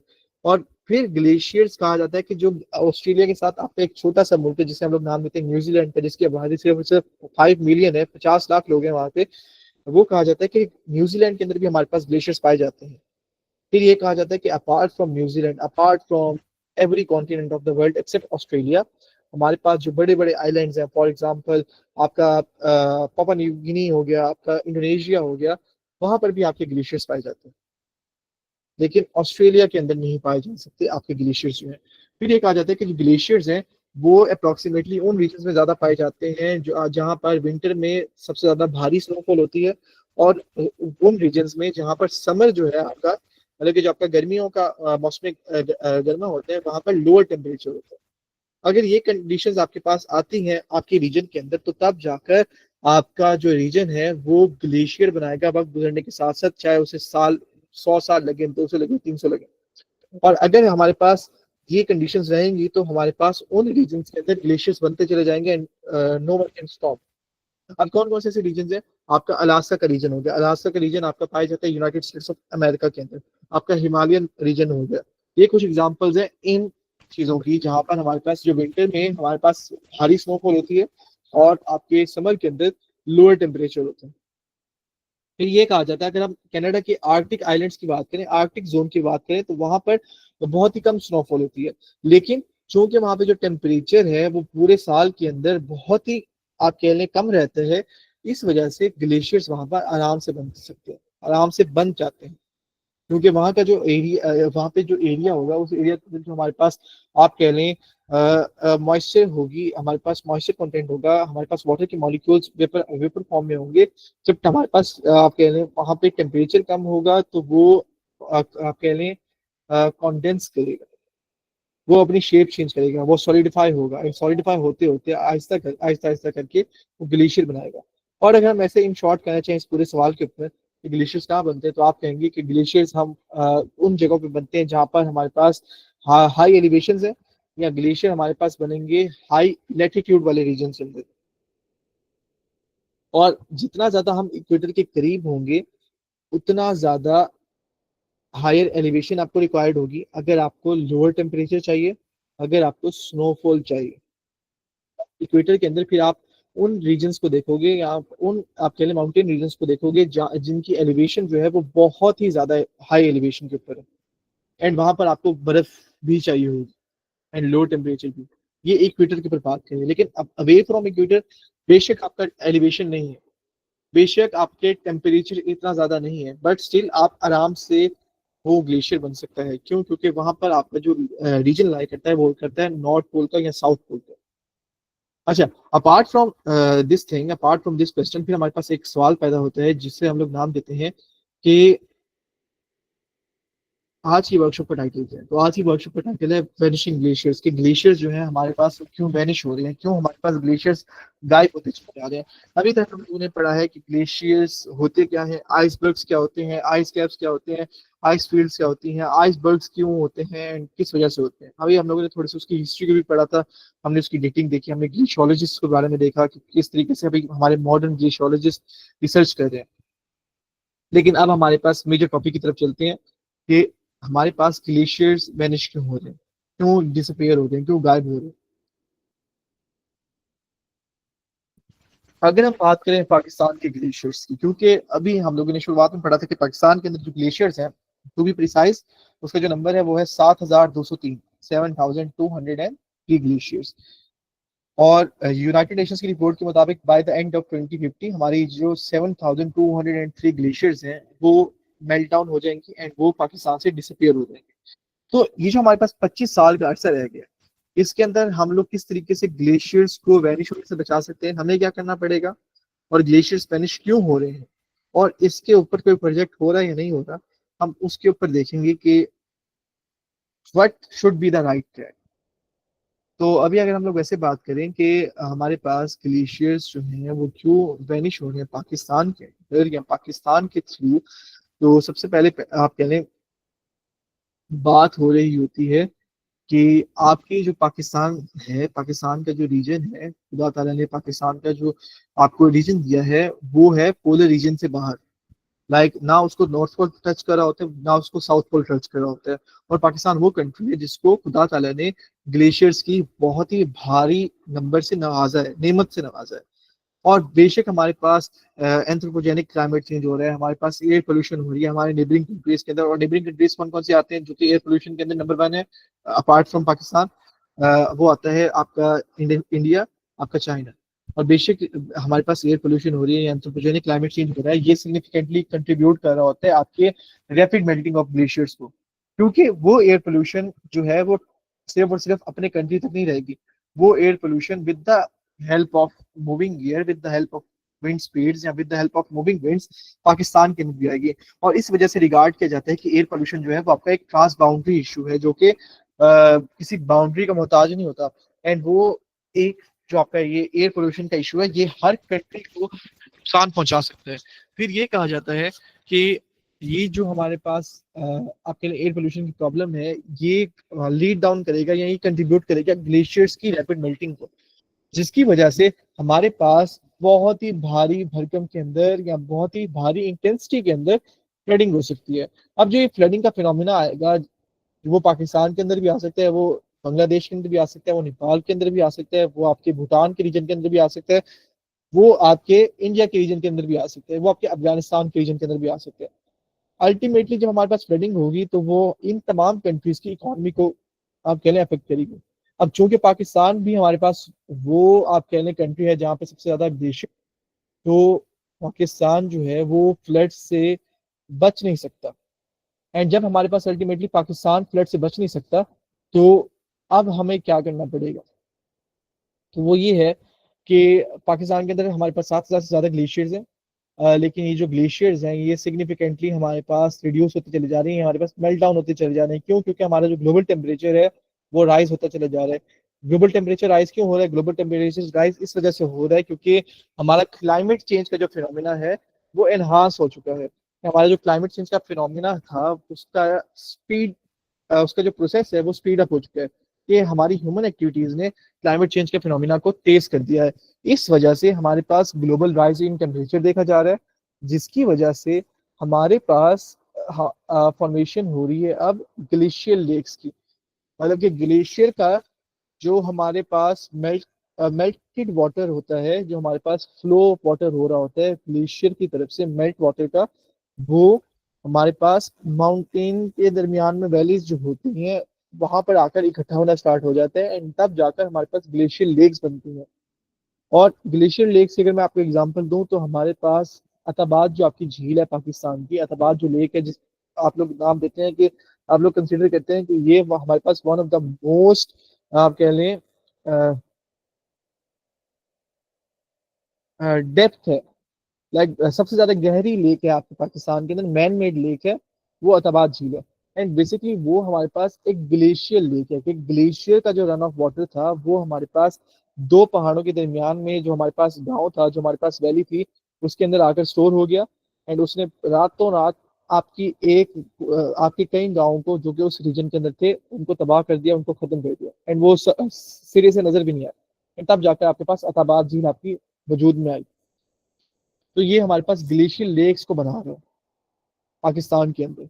एंड ये मैंने आपको एक एग्जांपल दिया। अब अगर हम लोग इसको मजीद देखें तो हमारे पास जब ये ग्लेशियर्स की डिसअपेरेंस हो रही है, ग्लेशियर की जो हमारे पास सिंकिंग हो रही है, ये पाकिस्तान की इकोनॉमी के लिए भी खतरनाक है, ये पाकिस्तान की मीशत को भी तबाह कर सकता है। लाइक अपार्ट फ्रॉम पाकिस्तान की मीशत को तबाह करना, ये लोगों के गुजर बसर को भी नुकसान पहुंचा सकता है। कि लोग एक तरीके से इसकी वजह से अपनी डेली नीड्स, अपनी डेली जरूरियात को पूरा ही नहीं कर सकते। क्यों? क्योंकि लोग जो है वो डिपेंड होते हैं जॉब्स के ऊपर। अपनी अगर मैं पाकिस्तान की जुबान के अंदर बात करूं तो हम लोग चूंकि हम लोग, आप कह लें, मजदूर तबका है, किसान तबका है, तो हम लोग बेसिकली डिपेंड कर रहे होते हैं दिहाड़ी के ऊपर। तो जिसकी वजह से अब जो हमारा एक आम इंसान है पाकिस्तान के अंदर रहने वाला, वो डिपेंड कर रहा होता है कि उसकी डेली वेज उसको आ जाए। एंड जब जो हमारे पास फ्लड की सिचुएशन होगी, तो वो जो पर्सन होगा उसको मुश्किलात इस तरीके से आएंगी कि उसको डेली वेज नहीं मिलेगी, उसको दिहाड़ियाँ नहीं मिलेंगी, उसको डेली काम करने की का रास्ता नहीं मिलेगा, उसको वो जराए नहीं मिलेंगे कि वो रोजाना काम कर सके और अपनी फैमिली का गुजर बसर कर सके। जिसकी वजह से आपकी जो इकॉनमी है उसको नुकसान पहुंचेगा, और आपकी इकॉनमी जो है वो और पीछे चली जाएगी। फिर एक रिपोर्ट के मुताबिक कि जो ग्लेशियर मेल्टिंग हो रही है वो पाकिस्तान की इकॉनमी को नुकसान पहुंचा रही है, लेकिन फिर वो एक और चीज़ को हाईलाइट कर रही होती है कि किस तरीके से हमारे पास नेबरिंग कंट्रीज की जो पोल्यूशन हो रही है, जो नेबरिंग कंट्रीज पोल्यूशन कॉज कर रहे हैं, वो सिग्निफिकेंटली इस इशू के अंदर कितना कंट्रीब्यूट कर रहे हैं। अगर मैं आपको एक एग्जांपल दूं तो चाइना जो है, चाइना बेशक हमारे पास एक डेवलपिंग कंट्री है, बेशक वहाँ पर हमारे पास इंडस्ट्रियलाइज वो एक नेशन बनता चला जा रहा है, वहाँ पे डिफरेंट इंडस्ट्रीज हमारे पास आ रही हैं। लेकिन ये कहा जाता है कि चाइना जो है वो एमिट कर रहा होता है 2/3 ऑफ एग्रीकल्चरल एमिशंस। लाइक अगर वो उसकी जो एमिशंस हो रही हैं वो पूरे दुनिया के अंदर 3 गुना है, तो उसके अंदर से जो हमारे पास 2/3 एमिशंस होंगी वो उसके एग्रीकल्चर वाले सेक्टर से होंगी। फिर ये भी कहा जा रहा होता है कि हमारे पास जो ये एग्रीकल्चर वाले सेक्टर से एमिशन हो रही है चाइना के अंदर से, वो कंट्रीब्यूट करे आपके क्लाइमेट चेंज को। एंड कोई भी उसको रोकने वाला नहीं है, उसको टोकने वाला नहीं है, because they are on the way of becoming a super power. उसी तरीके से इंडिया जो है, इंडिया में भी हमारे पास ज़राअत के ऊपर काम हो रहा है, इंडिया में भी हमारे पास एक तरीके से डिफरेंट इंडस्ट्रीज के ऊपर काम हो रहा है कि बड़ी बड़ी इंडस्ट्रीज जो है वो इंडिया में आकर अपने अपने सेटअप्स क्रिएट करें, जिसकी वजह से हमारे पास बहुत ही ज्यादा एमिशंस होंगी। एंड अब उन एमिशंस के ऊपर कोई रोकथाम नहीं होगी, तो तब वो एमिशंस कंट्रीब्यूट करेंगे आपकी एयर पोल्यूशन को। अब एयर पोल्यूशन को कंट्रीब्यूट किया तो वो अल्टीमेटली कंट्रीब्यूट करेगी ग्लोबल वार्मिंग को या क्लाइमेट चेंज को, जिसकी वजह से पाकिस्तान की जो इकोनॉमी है वो खराब हो सकती है। फिर ये कहा जाता है कि जब हमारे पास ये पोल्यूटेंट्स जो है वो डिपॉजिट हो रहे होंगे ग्लेशियर्स के ऊपर, तो वो कॉज करेगा उनके मेल्टिंग को at a faster pace, at a faster rate. अब जो हमारे पास ये पोल्यूटेंट हो सकते हैं, पोल्यूटेंट की एग्जांपल कौन कौन से हो सकती है? हमारे पास ब्लैक कार्बन हो सकता है, हमारे पास पार्टिकुलेट मैटर्स हो सकते हैं, हमारे पास सल्फर ऑक्साइड हो सकते हैं, नाइट्रोजन ऑक्साइड हो सकते हैं, हमारे पास इसके साथ साथ आपके कार्बन की डिफरेंट एमिशंस हो सकती हैं। अब जब ये सारी की सारी आपके ग्लेशियर के ऊपर एक्यूमुलेट होंगी, ग्लेशियर के ऊपर इकट्ठा होंगी, तो ग्लेशियर के साथ जब ये रिएक्ट करेंगी तो अल्टीमेटली आपका जो ग्लेशियर का वाटर है, जो कि पहले मेल्ट नहीं हो रहा था, जो कि पहले बहुत ही स्लो तरीके से अपनी फ्लो को कंट्रोल किए हुए था, वो अपना कंट्रोल खो बैठेगा, वो मेल्ट बहुत ही तेजी से करने लग जाएगा। और ये कहा जा रहा है, मैं आपको जर्नल का नाम बता दूं, उस जर्नल के अंदर एक स्टडी पब्लिश हुई थी, उस जर्नल का नाम है जर्नल ऑफ जियोफिजिकल रिसर्च, और आगे उसका नाम है एटमॉस्फेयर्स, like journal of geophysical research एटमॉस्फेयर्स। उसके अंदर एक स्टडी पब्लिश हुई थी, उसमें ये कहा गया था कि 80% से ज्यादा जो आपकी ब्लैक कार्बन डिपॉजिट हो रही होती है ग्लेशियर्स के अंदर, वो अगर हम बात करें पाकिस्तान के अंदर, तो पाकिस्तान का जो आपका करकरम का रीजन है, उसके ऊपर जो 80% से ज्यादा ब्लैक कार्बन डिपॉजिट हो रही है, वो इस रीजन की है ही नहीं, लाइक वो ऑल ओवर द वर्ल्ड से आ रही है। और ये किस तरीके से हमारे पास खतरे वाली बात है कि आपका जो बलतोरो का ग्लेशियर है वो भी मेल्ट डाउन होना स्टार्ट हो चुका है। फिर ये कहा जाता है कि पाकिस्तान बेशक आपका सेकंड लार्जेस्ट माउंटेन रीजन है, कि वहाँ पे कराकरम के पहाड़ रीजन है, वहाँ पे हिमालय का है, लेकिन ये जो ग्लेशियर्स हैं, ये हमारे एक तरीके से जब मेल्ट डाउन हो रही हैं तो पाकिस्तान की इकोनॉमी के ऊपर भी इसका एक ग्रेटर कंसर्न है। किस तरीके से कि ये ग्लेशियर्स जो है बेशक एक वाइटल सोर्स है फ्रेश वाटर का, लेकिन जब आप मेल्ट डाउन हो रहा होता है तो हमारे पास कोई ऐसा आप कह लें रिसोर्स स्टोरेज मैकेनिज्म नहीं है कि हम लोग इसको कंट्रोल कर सकें, हम लोग इस वाटर को कंट्रोल कर सकें, कि हम लोग इसको बाद के लिए इस्तेमाल कर सकें। एंड अल्टीमेटली हमारा ये सारा का सारा फ्रेश वाटर जा रहा होता है सीज के अंदर, हमारे ओशंस के अंदर। फिर ये कहा जाता है कि जब हमारे पास ये ग्लेशियर्स जो है ये आपके लिए डिसअपेयर हो रही हैं हमारी कंट्री से, पूरी दुनिया से, तो अल्टीमेटली ये आप कह लें बहुत ही तेजी से आप कह लें मेल्ट हो रही है। किस वजह से हो रही है? सबसे दो बड़े फिनोमिना, आपका ग्लोबल वार्मिंग, आपका क्लाइमेट चेंज। और अगर मैं वैसे बात करूं तो आईपीसीसी की रिपोर्ट के मुताबिक एक inter governmental panel on climate change, ये वो इदारा है यूनाइटेड नेशंस का जो रिस्पॉन्सिबल है कि ये साइंटिफिक नॉलेज प्रोवाइड करे आपके यूएन एजेंसीज को भी, आपकी पब्लिक को भी। तो ये आइडिया, ये इदारा एक तरीके से एस्टिमेट करता है कि जो हिमालय के रीजन के अंदर हमारे पास ग्लेशियर्स हैं, वो by the end of this century approximately two third shrink हो जाएंगे।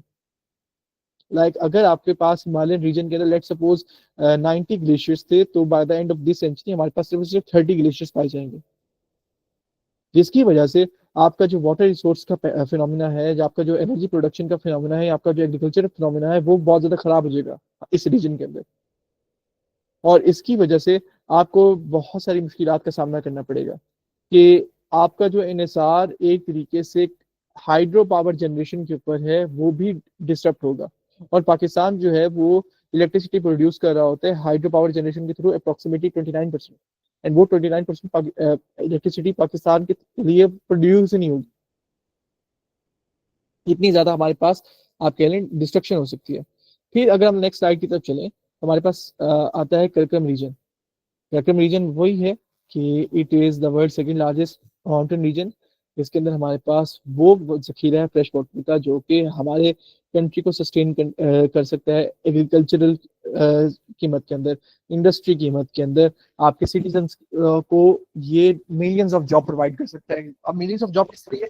Millions of jobs in the term of tourism, millions of jobs in the terms of agriculture sector, millions of the jobs in the terms of industry के manufacture sector. ये हमारे पास sectors हैं जहां पर आपको बहुत सारी आप कह लें चीजें मिल सकती हैं। अब अगर नेक्स्ट स्लाइड की तरफ चलें तो अब हमारे पास एक सवाल पैदा होता है कि what will be the adverse effects on Pakistan economy. एक मिनट लें, सोचें, चैट बॉक्स में जरूर बताएं मुझे अपने व्यूज के बारे में, इंडियन हम इसके ऊपर आगे मजीद बढ़ते हैं।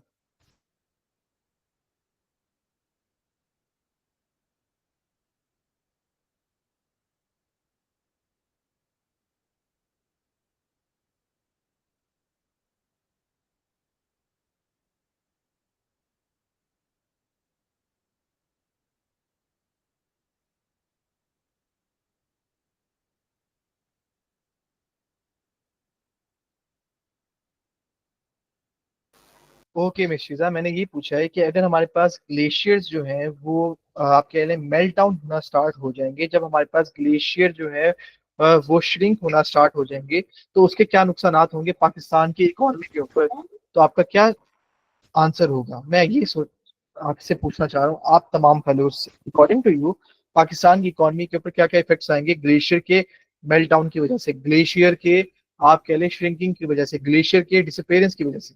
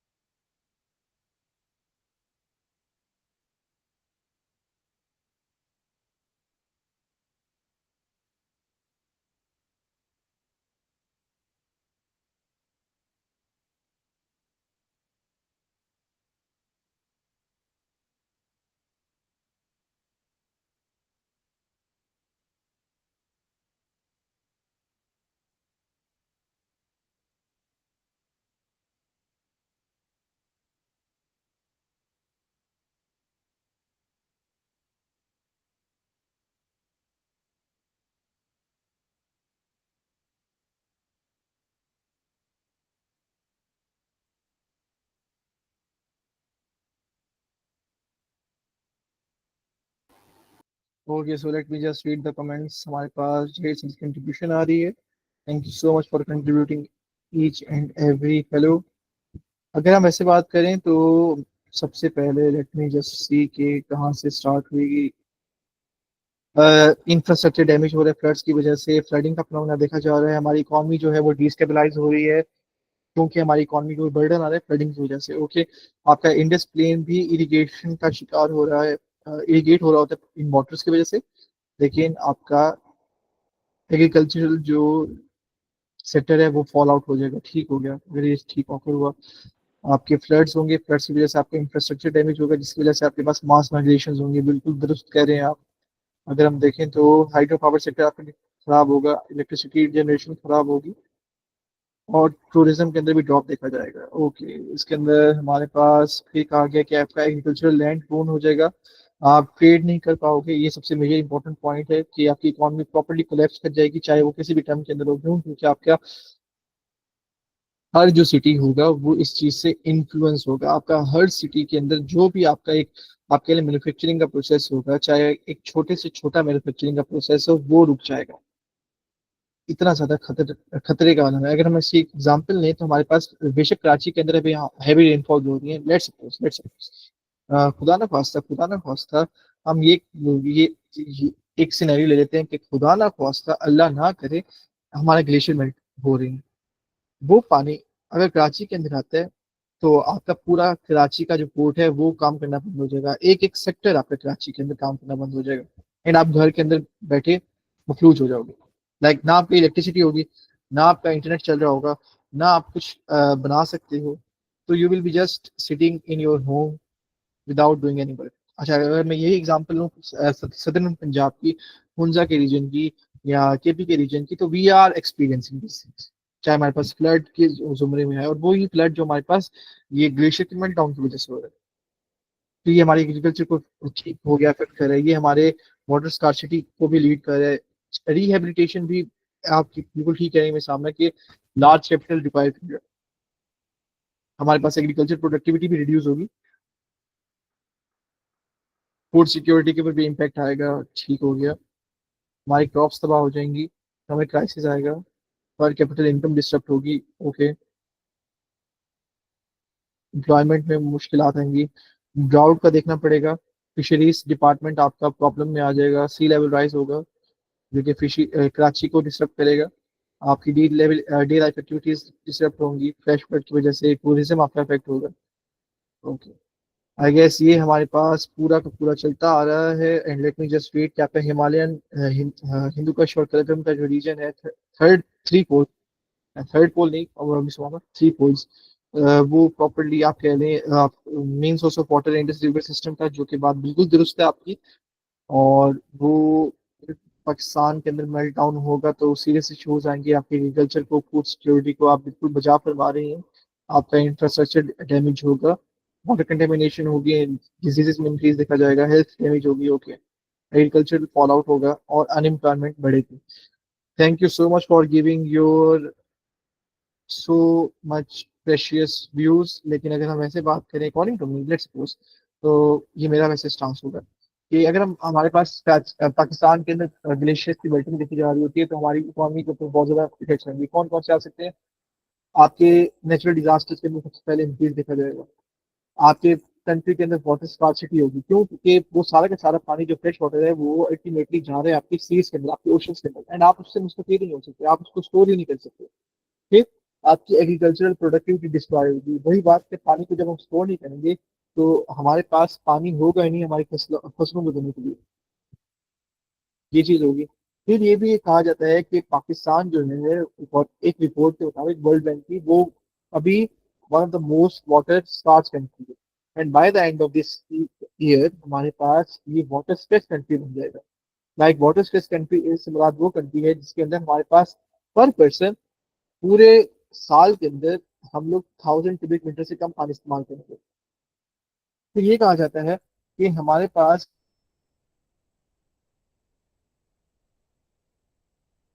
सबसे ज्यादा खतरे की बात है। अगर हम वैसे बात करना चाहें कि हम बजाते बीइंग अ पाकिस्तानी, अगर हम लोग स्टडी करना चाहते हैं ग्लेशियर्स को, तो सबसे ज्यादा वाहिद इदारा कौन सा है जिसके साथ काम करके, जिसके साथ इंटर्नशिप करके, किसी प्रोजेक्ट के अंदर आप अपना पार्ट प्ले करके हम लोग ग्लेशियर्स को स्टडी कर सकते हैं? तो उस इदारे का नाम है international centre for integrated mountain development. Short form बता दूं तो इसी मॉड ICIMOD। इसी मॉड वो आपका वही इदारा है जो कि इन तमाम रीजन के ऊपर, हिंदू का हिमालयन रीजन और आपका करोकोरम का रीजन, इनके ग्लेशियर्स को स्टडी कर रहा है, इनके ग्लेशियर्स के ऊपर रिसर्च कर रहा है, रिपोर्ट्स कर रहा है। एंड उसके अंदर आपके पास पाकिस्तानी कम्युनिटी है, आपकी नेपाली कम्युनिटी है, आपकी आपके इंडियन कम्युनिटी है, अफगान कम्युनिटी के भी लोग हैं जो काम कर रहे हैं, एंड इसका जो हेड क्वार्टर है वो है नेपाल के अंदर। तो इसी मोड के अंदर हमारे पास जो उसके एक रिपोर्ट के मुताबिक वो ये है कि इन ग्लेशियर्स के मेल्ट डाउन होने की वजह से आपके कंट्री की हाइड्रो पावर जनरेशन के अंदर एक सिग्निफिकेंट रिडक्शन आएगा। जो आपका कंट्री इलेक्ट्रिसिटी प्रोड्यूस नहीं कर पाएगा तो आपका कंट्री एक से एक काम भी नहीं कर पाएगा प्रॉपरली, जिसकी वजह से पूरी की पूरी इकोनॉमी आपकी कोलैप्स कर सकती है। एंड आपका जो सपना है कि बाय द एंड ऑफ 2075 हम लोग एक सिक्स वर्ल्ड लार्जेस्ट इकोनॉमी बने, हमारा वो सपना टूट जाएगा, हमारा वो ख्वाब टूट जाएगा। एंड उस रिपोर्ट के मुताबिक जो हमारी सिक्स लार्जेस्ट इकोनॉमी बनेगी वो बनेगी $12.73 ट्रिलियन की economy. Class will end at 8:30। हमारी जो क्लास है वो होती है 1 hour and 30 minutes की, ऊपर नीचे 5 to 10 मिनट ले सकते हैं। अब अगर वैसे बात करें ग्लोब की, one of the most important thing and one of the most important projects जो कि पाकिस्तान के अंदर हो रहे थे एंड इसके ऊपर बड़ा वावेला मच रहा था, तो ग्लोब की अगर हम वैसे बात करें तो इसकी अगर मैं आपको वैसे समझ देता चलूँ कि आपने प्रॉपर्ली इसको समझना है, तो हमारे पास टेम्परेचर की वजह से हमारे ग्लेशियर मेल्टिंग देखी जा रही थी नॉर्दर्न माउंटेन रीजन के अंदर, हिंदू कुश, हिमालय और काराकोरम तक। और ये कहा जा रहा था कि अप्रोक्सीमेटली अपने गिलगित बल्तिस्तान और खैबर पख्तूनख्वा के रीजन के अंदर 3044 ग्लेशियर लेक्स डेवलप हो चुके हैं। फिर यूनाइटेड नेशंस की रिपोर्ट के मुताबिक, UNDP के मुताबिक मोस्ट इंपॉर्टेंटली, उन्होंने ये कहा था इन 3044 ग्लेशियर लेक्स के अंदर 33 ग्लेशियर लेक्स ऐसी हैं जो कि फ्लडिंग का शिकार हो सकते हैं। लाइक अगर दोबारा से कोई एक ग्लेशियर भी मेल्ट आउट स्टार्ट हुआ तो वो 33 ग्लेशियर लेक्स ऐसी हैं जो कि सैलाब की सूरत इख्तियार कर लेंगी। एंड वो सैलाब की सूरत एक तरीके से आपके पूरे GB के प्रोविंस को, आपकी KP के प्रोविंस को नुकसान पहुंचा सकती है। फिर ये भी कहा गया था कि ग्लोब हमारे पास, अगर हम ग्लेशियर लेक आउटबर्स्ट फ्लडिंग की डेफिनेशन को देखें तो ये हमारे पास वो सडन इवेंट्स हैं जो कि all of a sudden release कर रहे होते हैं million of cubic meters of water और डेबरी को साथ, जिसकी वजह से हमारे पास लॉस ऑफ लाइफ होते हैं, हमारे पास प्रॉपर्टी डैमेज होती है, हमारे पास लाइवलीहुड के अंदर नुकसान देखा जा रहा होता है, चाहे वो हमारे पास आपकी रिमोट कम्युनिटीज हो या चाहे वो हमारे पास आपकी वो कम्युनिटीज हो जो कि माउंटेन रीजन में रह रही है। फिर ये बात की जा रही होती है कि अप्रोक्सीमेटली 71 लाख लोग आपके गिलगित बल्तिस्तान और KP के ऐसे हैं कि वल्नरेबल हैं इन फ्लडिंग की वजह से, इन ग्लेशियर लेक्स की वजह से। 71 लाख पीपल, 7.1 मिलियन पीपल। और इन एरियाज के अंदर जो 33 जहाँ पे ग्लेशियर लेक्स बनी है अप्रोक्सीमेटली तकरीबन 26.7% पीपल आपके जीबी के अंदर और 22% पीपल आपके केपी के अंदर पॉवर्टी लाइन से नीचे के हैं, लाइक वो गुर्बत का शिकार है। एंड जिसकी वजह से वो अल्टीमेटली चूज करते हैं कि हम लोग फ्लड प्रोन एरिया के अंदर रह लेंगे। उनको एक चीज का आइडिया नहीं होता, उनके नजदीक ये होता है कि वो दरिया के किनारे रह लेंगे, वो दरिया के किनारे रहकर अपना गुजारा कर लेंगे क्योंकि उनके पास गुर्बत। एंड उनको इल्म ना होने की वजह से खुदा न खास्ता जब वहाँ पे फ्लड आता है तो वो फ्लड उनको अपने साथ बहा ले जाते हैं।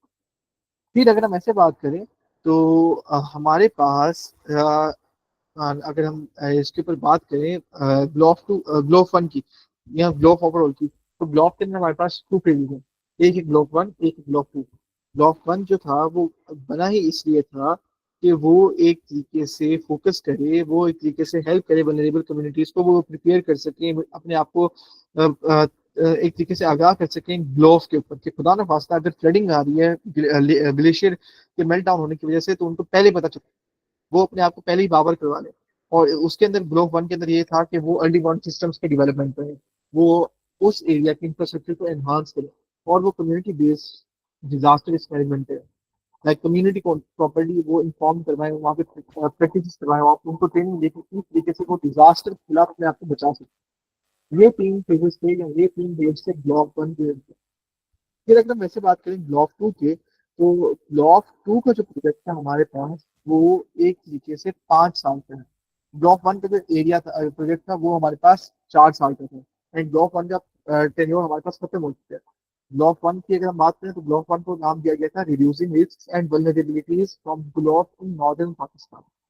अगेन ब्लॉक टू की बात करें तो ब्लॉक टू बिल्कुल ब्लॉक वन के ऊपर बना हुआ है, इसके ऊपर मबनी है, और इसका एम ये है कि ये एम्पावर करवाए कम्युनिटीज को कि उन्होंने आइडेंटिफाई करना है रिस्क जो कि ब्लॉक के साथ रिलेटेड है, और उन्होंने मैनेज करना है उन रिस्क को जो कि क्लाइमेट चेंज के इम्पैक्ट की वजह से हमारे पास आ रहे हैं। फिर आपने पब्लिक सर्विस चीज को स्ट्रेंथन करना है, आपने कम्युनिकेशन को और ज्यादा स्ट्रेंथन करना है कि खुदा ना खास्ता अगर आपके पास फ्लडिंग आ रही है, आपके पास कोई और डिजास्टर आ रहा है, तो उस सर्विस चीज, उस पब्लिक सर्विस को आपने स्ट्रेंथन करना है कि आप पूरी पब्लिक उससे आगाह हो सकें, फौरन से आप लोग अवेयरनेस के थ्रू, अपनी लोकल इनिशिएटिव के थ्रू उस चीज से अपनी जानों की हिफाजत कर सको। फिर ये जो प्रोजेक्ट है ये सपोर्ट इसलिए ये बना इसलिए था कि ये सपोर्ट कर सके सस्टेनेबल डेवलपमेंट को, लोगों के लिए, लोगों की जिंदगियों के लिए, अपने गुजर उनके गुजर बसर के लिए उन एरियाज के अंदर जहाँ पर फ्लडिंग का, जहाँ पर हमारे पास डिजास्टर का खदशा है। और इसका जो फोकस था वो ये था कि हम लोग खवातीन को प्रॉपरली फोकस करें, खवातीन के ऊपर हम लोग फोकस करें कि उनकी पार्टिसिपेशन हो सके फूड सिक्योरिटी के अंदर, एग्रीकल्चरल सेक्टर के अंदर। लाइक हम लोग अपनी खवातीन को प्रॉपरली बाबर इल्म हासिल करवा सकें कि ये how they can contribute in agriculture and they can represent as human farmers. फिर अगर हम ऐसे बात करें तो ब्लॉक टू से अभी तक एक तरीके उसका जो एम है वो चला है 2023 के एंड से, और ये 5 साल का फेज होगा, लाइक 2028 में एंड होगा। इसका जो मेजर एम है वो ये है कि इसने 10 डिस्ट्रिक्ट को कवर करना है पाकिस्तान के।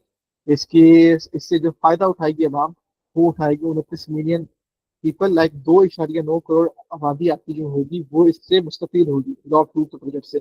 अब इसके अंदर कौन कौन से एक्सपेक्टेड रिजल्ट्स आपको देखने को मिल सकते हैं कि आपके पास दो पॉलिसीज आपकी ऐसी होंगी जो कि रिव्यू होंगी और उनके अंदर मॉडिफिकेशन की जाएंगी after the block phase two. Like disaster के अंदर, डिजास्टर के डोमेन के दो पॉलिसीज के अंदर रिवीजन देखी जाएगी, उसके अंदर आप कह लें अपडेशन होगी। उसके बाद फिर एक और चीज थी कि आपकी जो टारगेट कम्युनिटीज होंगी वहां पर 95% आपकी जो हाउस होल्ड होंगे, लाइक 95% जो आपके पास घराने होंगे, जो घर होंगे, वो अर्ली वार्निंग सिस्टम से प्रॉपरली कनेक्टेड होंगे, उनको प्रॉपरली न्यूज मिल रही होगी कि इधर आज का मौसम या आज का जो आप कह लें विंड है, विंड स्पीड है, वाटर फ्लो है, वो सही है या नहीं। इतना ज्यादा अर्ली वार्निंग उनके लिए कारगर होगा। फिर ये कहा जाता है कि approximately 250 small scale engineering structure बनाए जाएंगे, वो स्ट्रक्चर्स जो कि एक तरीके से उसके इम्पैक्ट को, फ्लडिंग के इम्पैक्ट को, डिजास्टर के इम्पैक्ट को रिड्यूस करे। ट्री प्लांटेशन होगी, ड्रेनेज के मैकेनिज्म को अच्छा किया जाएगा, छोटे छोटे डैम बनाए जाएंगे। आई डोंट नो कि डैम कब बनेंगे, बट छोटे डैम को बनाने में भी हमारे पास 5 से 8 साल लग सकते हैं, चाहे वो छोटा डैम ही क्यों ना हो। एक बड़े डैम से जाने के लिए हमें 10 से 15 साल लगते हैं, तो छोटे डैम से जाने के लिए हमारे पास अप्रोक्सीमेटली कम हो गए 3 साल तक नहीं होते। फिर ये देखा गया है कि हम लोग 5 वेदरिंग वेदर मॉनिटरिंग स्टेशन बनाएंगे, जो कि मेट्रोलॉजिकल डाटा को कैच करेंगे, जो कि उन डेटा से उन एरिया से डाटा लेंगे जो कि हमारे पास हैजर्ड प्रोन है, जो कि हमारे पास डिजास्टर प्रोन है। और ये कहा गया था कि हम लोग एक तरीके से रिवर डिस्चार्ज सेंसर्स के थ्रू, मतलब कि जहाँ पे हमारे पास दरिया बह रहा होता है, और हम लोग वहाँ पे सेंसर्स लगाएंगे जहाँ पे दरिया एंड हो रहा होता है, तो उस जगह पर जो हमारे पास सेंसर्स लगाएंगे, तकरीबन 408 लगाएंगे, हम उससे कलेक्ट करेंगे रिवर फ्लड डेटा कि इस फ्लड के कितना ज्यादा स्पीड थी, कितनी ज्यादा उसकी इंटेंसिटी थी, कितना ज्यादा हमारे पास ग्लेशियर मेल्ट वाटर के अंदर इंक्रीज देखा गया था। फिर लास्ट एक और एम था, वो ये था कि हमने तकरीबन 65,000 खवातीन को ट्रेन करना है होम गार्डनिंग के ऊपर, तो वो होम गार्डनिंग को फॉलो किया। और हम लोगों ने 35,000 हेक्टेयर लैंड को रिस्टोर करना है पाकिस्तान के अंदर। अब आई डोंट नो कि ये होगा या नहीं होगा, क्योंकि जहां तक मुझे नजर आता है कि ग्लोब प्रोजेक्ट के अंदर इस चीज के ऊपर ज्यादा फोकस नहीं किया जा रहा होता कि किस तरीके से आपने हमारी खवातीन को एजुकेट करवाना है, आपने अपने लैंड को रिस्टोर करना है।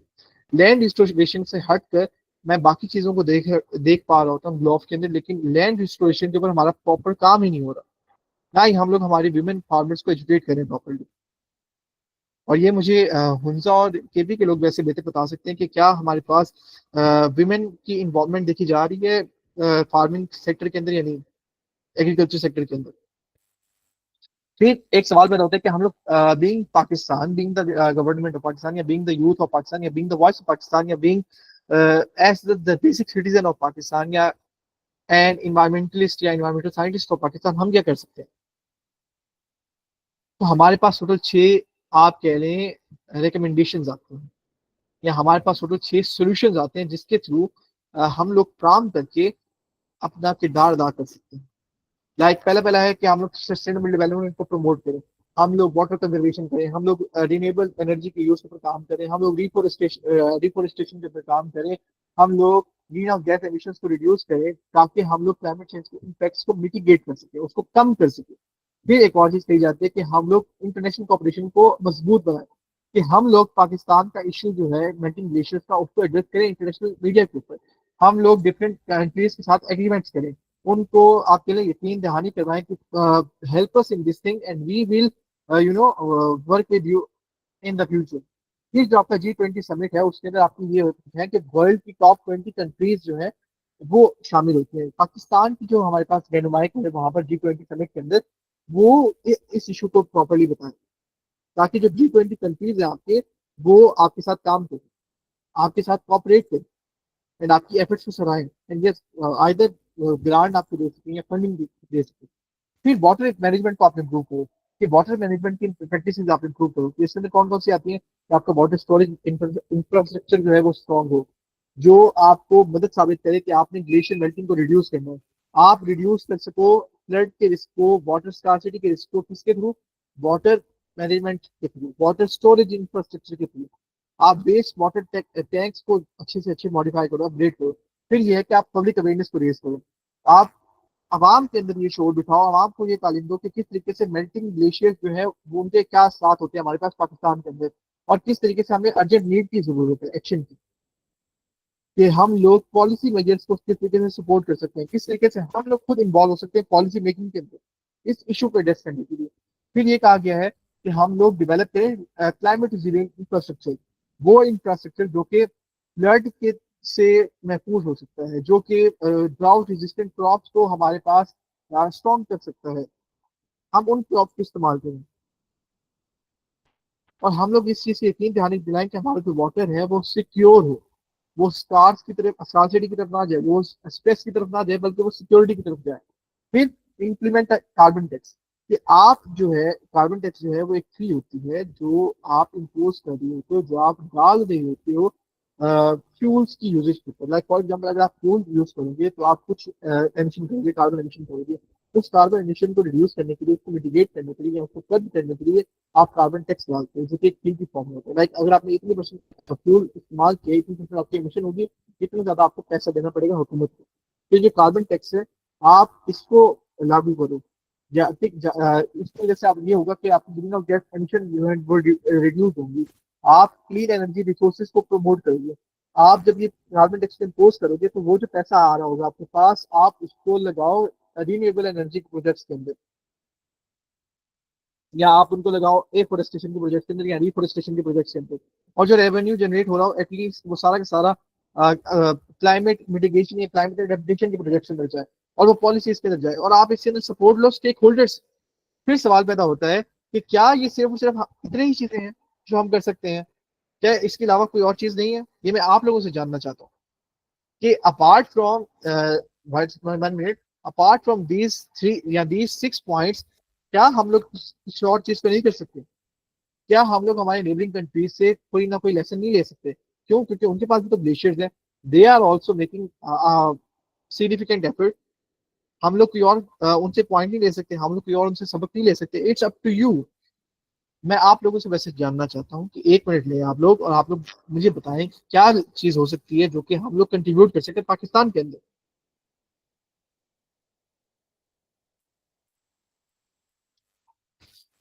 कि हमारे पास अगर हमने पाकिस्तान को अच्छा करना है तो कौन कौन से सजेशन जो है वो हम लोग दे सकते हैं ग्लेशियर मेल्टिंग को रिड्यूस करने के लिए? कि हम लोग इनोवेशन माने, हम लोग एक तरीके से आप कह लें प्लांटेशन करें, क्या चीज करें? ये मैं सवाल आपसे छोड़ता हूँ।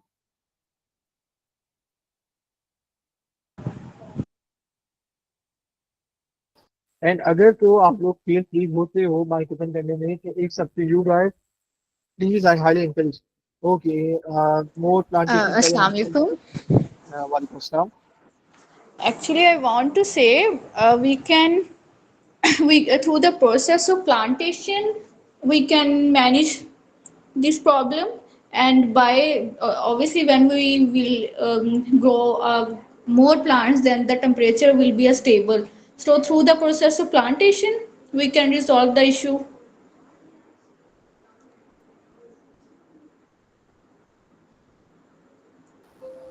Thank you so much miss Muneeba. आप बिल्कुल ठीक कह रही हैं कि प्लांटेशन के थ्रू हम लोग इस इशू को किसी न किसी हद तक सॉल्व कर सकते हैं। जो फ्लडिंग का मैकेनिज्म है, जो हमारे पास फ्लडिंग का मैग्नीट्यूड आता है, उसकी इंटेंसिटी आती है, हम उसको किसी न किसी हद तक रिड्यूस कर सकते हैं। कि वो जो प्लांटेशन होगी हमारे पास, वो हमारे पास एज अ लेयर के तौर पर एक्ट करेगी। वो लेयर जो फ्लडिंग के आप कह लें मैग्नीट्यूड को रिड्यूस करेगी। So apart from plantation, apart from community awareness projects, हम लोग क्या चीज कर सकते हैं या क्या चीज हम लोग हमारे नेबरिंग कंट्री से ले सकते हैं? मैंने फॉलो मेरा प्रश्न ये है कि अगर आपने पहले ग्लेशियर की मेल्टिंग को रिड्यूस करना है, उसे आप पहले ग्लेशियर्स को अगर आपने सेव करना है, तो apart from these fix solution हम लोग क्या चीज कर सकते हैं पाकिस्तान के अंदर रहते हुए, being the youth of Pakistan, एक हैसियत नौजवान? हम लोग अगर इस ग्लेशियर के अंदर, ग्लेशियर कंजर्वेशन के अंदर इन्वॉल्व होना चाहते हैं तो हम लोग क्या कर सकते हैं? ये मेरा सवाल है आप लोगों।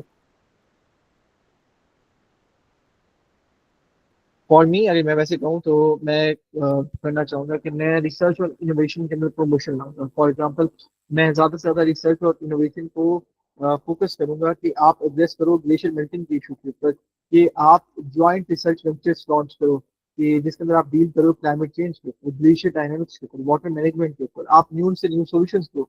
फिर आप ज्वाइंट रिसर्च वेंचर्स लाओ कंट्रीज के दरमियान। फॉर एग्जांपल, कि आप एक प्रोग्राम लॉन्च करो जिसके अंदर इंडिया के कुछ लोग आएंगे, जिसके अंदर पाकिस्तान के कुछ लोग आएंगे, वो आपस में एक साथ काम करके रिसर्च करेंगे अपने दोनों कंट्रीज के इस ग्लेशियर मेल्टिंग को रिड्यूस करने के लिए। फिर एक और सवाल पैदा होता है कि एक और मैकेनिज्म या एक और हमारे पास सोल्यूशन आता है, वो आता है कि हम लोग सस्टेनेबल लैंड यूज करें। कि हमारे पास राइट नाउ जो लैंड यूज प्रैक्टिसेस है वो बहुत ज्यादा इमेच्योर है, वो बहुत ज्यादा अकेले इरेलीवेंट है, वो अनसस्टेनेबल है। कि हम लोग जहाँ देखे जहाँ चाहे हम लोग वहाँ पे एक तरीके से जमीन ले लेते हैं, एंड देन हम लोग डिफोरेस्टेशन करके वहाँ पर एग्रीकल्चरल एक्सपेंशन करते हैं, या वहाँ वहाँ पर हम लोग घर बना देते हैं। तो इस चीज को हमें ठीक करना पड़ेगा, हमें एग्रो फॉरेस्ट्री की तरफ जाना पड़ेगा, हमें हमारे एग्रीकल्चर को कंजर्वेशन की तरफ लेके जाना पड़ेगा, हमें फॉरेस्ट्री को रोक देना पड़ेगा, हमें रिफोरेस्टेशन एफोरेस्टेशन करनी पड़ेगी। फिर हम लोग जो हमारे पास हमारे मुआहदे वाटर शेयरिंग एग्रीमेंट्स, हम उनको स्ट्रेंथन करें। हम लोग हमारे रिवर्स की इंपॉर्टेंस को समझें। जी, फॉर एग्जाम्पल जो हमारे पास इंडस वाटर ट्रीटी है, या जो हमारे पास बाकी ट्रीटीज है बाकी डिफरेंट कंट्रीज के दरमियान, हम हमारी टेंशन को रिड्यूस करें। हम लोग सस्टेनेबल मैनेजमेंट को फरोग दें कि इन ट्रीटीज के थ्रू भी हम लोग सस्टेनेबल मैनेजमेंट कर सकते हैं वाटर की। फिर हम लोग रिन्यूएबल एनर्जी सेक्टर के अंदर एक्सपेंड करें अपने आप को, हम लोग हाइड्रो पावर जनरेशन की तरफ फोकस करें, हम लोग सोलर जनरेशन की तरफ फोकस करें, हम लोग पावर विंड पावर की तरफ फोकस करें। And with all of this things हम लोग अल्टीमेटली कट डाउन कर रहे होंगे हमारी एमिशंस, जो अल्टीमेटली कंट्रीब्यूट कर रही होती हैं आपके क्लाइमेट चेंज को या ग्लेशियर आपके के मेल्टडाउन को। So these are some of the things, some of the solutions जो कि मैं समझता हूँ कि हम लोग कर सकते हैं बहैसियत नौजवान, बहैसियत the youth of Pakistan. Okay, so अब हमारे पास कुछ आइडियाज आए थे। Let me just see. Plantation करें हम लोग, कम्युनिटी अवेयरनेस प्रोजेक्ट्स करें हम लोग, जितनी ऑर्गेनाइजेशन इस कॉज पे काम कर रही हैं either on national international level, उनकी एक स्ट्रॉन्ग कम्युनिकेशन होनी चाहिए और उनमें स्ट्रॉन्ग कोलैबोरेशन होनी चाहिए। इस तरह वो आइडियाज सब में डिस्कस होंगे और मास इम्प्लीमेंटेशन उसके लिए। इसके अलावा इंटर्नशिप्स प्रोग्राम्स के थ्रू यंग माइंड्स को इंगेज करना चाहिए और बेस्ट आइडियाज को इम्प्लीमेंटेशन में लेकर आया जाए। अच्छा, आपको पता है ये जो हमारे पास आपने आइडिया दिया है, ये हमारे पास अभी ओवरऑल कई जगह है कि ये तीन ऑर्गेनाइजेशन इंटरनेशनली एंड नेशनली काम करने के ऊपर वो आपस में एक साथ एक ही आप कहें प्लेटफॉर्म की तरह हर ऑर्गेनाइजेशन ये सोच रही होती है कि हमारा आइडिया जो है चोरी हो जाए, क्योंकि उन्होंने एक दूसरे से अपनी इमेज को इम्प्रूव करना होती है, जिसकी वजह से पाकिस्तान के अंदर या बाकी हमारे नेबरिंग कंट्रीज के अंदर हम लोग चीज जैद कर रहे थे। लेकिन जब हम अगर मैं यूएन की बात करें तो यूएन के अंदर इस चीज को आप कह लें वो इस चीज को देख नहीं बोलते। वो कह रहे थे हम सारे एक ही, हम सारे इस कॉज के लिए काम करते हैं। लाइक एक तरीके से उन्होंने डिजर्टिफिकेशन को ट्रीट करने के लिए अपना एक फॉर्म बनाया हुआ है जिसके ऊपर we can register, youth can register, the public can register easily. अच्छा, आगे भी था, सो सॉरी, मुझे लगा इतना ही था। और अच्छा, मास इम्प्लीमेंटेशन हो सकेगी, ठीक है। इंटर्नशिप भी करवानी चाहिए और आपके फेलोशिप प्रोग्राम्स भी होने चाहिए। मैं कहता हूँ कि वैसे इसके ऊपर एक तरीके से आपके लिए हर यूनिवर्सिटी के अंदर ग्लेशियर के ऊपर एक सब्जेक्ट पढ़ाया जाना चाहिए, क्योंकि ग्लेशियर की मॉर्फोलॉजी को, हिस्ट्री को, आपके अपने स्ट्रेटजीज को आपको पढ़ा सके, जिसके थ्रू जिनका इंटरेस्ट ग्लेशियर के ऊपर काम करने का होगा, जो हमजा से ताल्लुक रखते हैं, जो कि खेती से ताल्लुक रखते हैं, जो कि आजाद कश्मीर देश से ताल्लुक रखते हैं, वो इसके ऊपर आराम से काम करते हैं। लेकिन सैडली हमारी यूनिवर्सिटीज के अंदर ये चीज़ पढ़ाई नहीं जाती।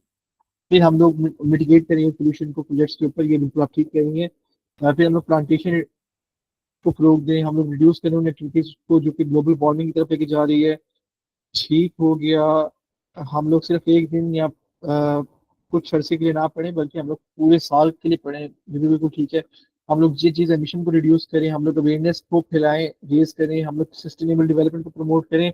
हम इस इशू को रिड्यूस कर सकते हैं ग्रीन हाउस गैस को रिड्यूस करके, ओके, रिसाइकलिंग को प्रैक्टिस करके, रीयूज को प्रैक्टिस करके, ताकि हम लोग कंजर्व कर सकें हमारे रिसोर्सेज को। फॉरेस्टेशन, इंफ्रास्ट्रक्चर सस्टेनेबली बिल्ड करना, रिसाइकल मटेरियल का इस्तेमाल करना, ट्रेडिशनल टेक्निक्स से हटकर हम लोग इनोवेशन लाना सीमेंट के ऊपर, वो भी बिल्कुल आप ठीक करिए। एंड ये वैसे पॉइंट बिल्कुल अच्छा है मिस फिजा, कि हम लोग सस्टेनेबल कंक्रीट का इस्तेमाल करें। जैसे कि सभी फॉर एग्जांपल नेक्स्ट के स्टूडेंट्स ने इनोवेशन लाई थी कि उन्होंने सस्टेनेबल कंक्रीट लाया था, अब उससे थोड़ी सर, प्रोग्रेस है जी मिस फिजा। इस पॉइंट में मैं एक्चुअली ये कहना चाह रही थी कि जो हमारी वहाँ मॉडर्न बिल्डिंग्स बनती हैं वो यूजुअली कंक्रीट की बनती हैं और कंक्रीट जो कि जिसका मेजर इंग्रेडिएंट सीमेंट होता है, उसकी सीमेंट प्रोडक्शन पर्टिकुलरली अगर आप सीमेंट की मैन्युफैक्चरिंग लेंगे तो वो ग्लोबली 8% ग्लोबल वार्मिंग को जो है वो है कंट्रीब्यूटर है। तो हम कंक्रीट स्ट्रक्चर या कंक्रीट बिल्डिंग्स बनाने के बजाय या तो ट्रेडिशनल टेक्निक्स को प्रमोट करें या कुछ ऐसी टेक्निक्स ढूंढें जो कि इतना ग्लोबल वार्मिंग को कंट्रीब्यूट ना करती हो। Thank you so much miss Fiza, and आप बिल्कुल ठीक कह रही हैं। अगर मैं आपको एग्जाम्पल भी आपने दिया करवाया है कि यूएस के अंदर हमारे पास जो हाउसिंग एप्लीकेशन हो रही है, मतलब जो हाउसिंग बन रही है, उनके बुनियाद में वही होता है कि वो एक मटेरियल यहाँ पे रखते हैं, एक लेयर यहाँ पे बनाते हैं, दरमियान में उनकी स्पेस होती है, एयर गैप होता है, एंड देन वो एक और हमारे पास लेयर फिल करते हैं। उससे ये होता है कि उनका जो घर होता है वो सस्टेनेबल भी हो जाता है, उससे वो उसका उनका जो घर होता है, जो सर्दियों में आप कह लें उसका टेम्परेचर कम होता है, गर्मियों में सॉरी होता बोल गया, गर्मियों के अंदर उसका जो टेम्परेचर होता है उस घर का वो आप कह लें कम होता है। आप कह लें कि सर्दियों के अंदर उसका उनका जो टेम्परेचर होता है वो एज एन इंसुलेशन के तौर पे एक तरह से कि वो सारी की सारी जो वार्म होते हैं घर की वो बाहर नहीं जाती।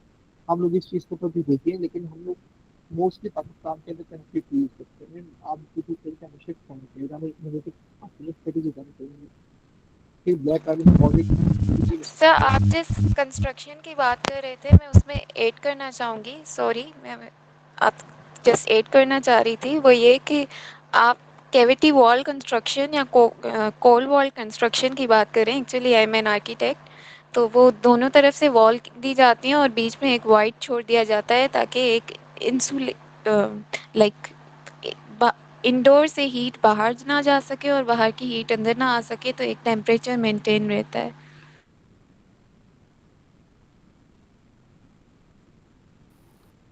जी, मैं सुझाव बिल्कुल ठीक कह रहे हैं। मैं इसी चीज़ की बात करता हूँ, मुझे इसका नाम ही याद आया था क्योंकि मैंने इसको देखा था एक्चुअली यूएस के कंट्रीज, यूएस के सिटीज के लोग, कि वहाँ पे जो लोग हैं वो कंट्री को ज़्यादा आते हैं प्रोग नहीं देते। एंड वो ये कह रहे थे कि हम लोग इसके बजाय इस इनकैप्सुलेशन मैकेनिज्म को इस्तेमाल करें फॉर बिल्डिंग होम। हम लोग ब्लैक कार्बन को ट्रीट करें, डिपॉजिट करें, ओके ग्लेशियर मेल्ट की तरफ हम लोग फोकस करेंगे। ओके, अच्छा ब्लैक कार्बन के ऊपर भी हमारे पास रिसर्च बहुत कम हुई है। अगर मैं से बात करूं ओवरऑल, हम लोग ब्लैक कार्बन के ऊपर भी रिसर्च कर सकते हैं, हमें करनी चाहिए। फिर है कि हम लोग रिन्यूएबल रिसोर्सेज को भी यूज करें। हम बायोफ्यूल्स की तरफ जाएं जो कि जनरेट करें पावर को इंस्टेड ऑफ फॉसिल फ्यूल, बिल्कुल आप ठीक है सामना। फिर ये है कि हम लोग वॉलंटियर करें, डोनेट करें एनजीओज को जो कि वर्क कर रही होती हैं। एक मिनट में इसको पूरा पढ़ लूँ। Mountain and glacier preservation, I guess we can either donate, लेकिन डोनेट का लफ्ज नहीं है। आई गेस जो मोस्ट विजिबल है हम लोग कंट्रीब्यूट करना चाहिए। कंट्रीब्यूट इज अ वर्ड, आते हैं अच्छा वर्ड है इन टर्म्स ऑफ डोनेट, कि जितना ज्यादा हमसे कंट्रीब्यूट कर सकते हैं हम वो कंट्रीब्यूट करें एनजीओ के साथ। चाहे वो हमारे पास टेक्नोलॉजिकल रिसोर्स हो, चाहे वो हमारे पास आप कहने मनी की फॉर्म में हो, चाहे वो हमारे पास आप कहने मैन पावर की फॉर्म में हो, कैपेसिटी बिल्डिंग की फॉर्म में हो, क्योंकि जितना ज्यादा हम कंट्रीब्यूट कर सकते हैं हम लोग उस तरीके से कंट्रीब्यूट करें। हम one of the most important thing जिसके ऊपर आप लोग सारे काम कर सकते हो वो ये है कि हम लोग हमारी इन्वेंट्रीज के बीच जो हमारे पास ग्रीन हाउस गैस इन्वेंट्रीज है हम उसके ऊपर काम करें। पाकिस्तान के अंदर ग्रीन हाउस गैस इन्वेंट्री के ऊपर अभी काम स्टार्ट नहीं हुआ हुआ है, या अगर हुआ हुआ भी है तो बहुत ही कम हुआ है। अगर हम लोग ग्रीन हाउस गैस इन्वेंट्री के ऊपर काम करते हैं तो वो बहुत अच्छा हो जाएगा। फ्रांस से हम लोग इसकी एग्जाम्पल ले सकते हैं। फ्रांस जो आपके कंट्री है वो ग्रीन हाउस गैस इन्वेंट्री के अंदर बहुत ही ज़्यादा अच्छा काम कर रहा है। And if you are having an internship with Pakistan EPA, federal के अंदर जो है आपका पाक ईपीए, तो most probably if I am not wrong वहाँ पे आपके खालिद साहब होंगे जो कि डेप्यूटी डायरेक्टर होंगे जो सर हम पीआईए की। आप उनसे मदद ले सकते हैं। आप क्योंकि he recommended some of the intern for these workshops, ये चीज इम्यूनिटी के लिए। फिर आप मिनिस्ट्री के साथ काम कर सकते हैं, ये इम्यूनिटी क्या है। Okay, can you explain how can collaboration with neighboring countries help us in this matter and what kind of steps collectively we should take? Okay, Mr. Sarin, collaboration in terms of आप कहने के research की मत कीजिए, but आप countries के साथ joint venture launch करें। आप कंट्रीज से कहें कि कुछ आप हमें साइंटिस्ट हम आपको देते हैं, कुछ आप हमें दें, एक्सचेंज प्रोग्राम के तो पहले अभिषेक आप एक वर्कशॉप करवा दें जिसके अंदर हम उन तमाम साइंटिस्ट को ट्रेन करें कि उन्होंने एक ग्लेशियर की एजिंग को इस तरीके से स्टडी करना है। उन ग्लेशियर को प्रॉपरली अगर आपने कहना है उसके मेल्टिंग फेज को समझने के लिए हम लोग इसको स्टडी कर सकते हैं। हम लोगों ने ब्लैक कार्बन ग्लेशियर के ऊपर हम लोग सोइल के ऊपर देखना है तो हम लोग इस तरीके से स्टडी कर सकते हैं। हम इन चीज़ों के ऊपर ज़्यादा से ज़्यादा फोकस दें। उसके बाद हम लोग नेबरिंग कंट्रीज के साथ काम कर सकते हैं इन टर्म्स ऑफ और एग्रीमेंट, क्योंकि हमारे बहुत से एग्रीमेंट थे। फॉर एग्जाम्पल अगर हम बात करें स्किन टास्क माहिदे की, स्किन टास्क माहिदा हमारे पास बहुत टेंशन लेकर आया है कि इंडिया हमारे पास टाइगन कहते हैं कि हम लोग डैम्स बनाएंगे, पाकिस्तान फिर कहते हैं कि हम लोग डैम्स बनाने नहीं देंगे। हम लोग एक तरीके से हमारे इन माहिदात को स्ट्रॉन्ग करके कोलैबोरेशन को अमल में लाकर ये टेंशन है हम इनको रिड्यूस करें। फिर ये है कि जो हमारे पास ये ट्रांस बाउंड्री इशू फैले होते हैं एयर पोल्यूशन के, हम लोग विद और एग्रीमेंट हम इस चीज़ को भी मैक्सिमाइज करते हैं बल्कि मिनिमाइज करने की कोशिश करते हैं। और अगर हम बात करें कि कलेक्टिवली एज पाकिस्तान कौन कौन से स्टेप ले सकते हैं, तो आप लोग इस टर्म के मद में ले सकते हैं। फिर अगर मैं वैसे बात करूँ कि अगर आप लोग खुद खुद इंडिविजुअली काम करना चाहते हो, तो वो जो इदारा है डेट इज नेम्ड एज इसी मॉड, जरूर वैसे देखिएगा इस चीज़ को।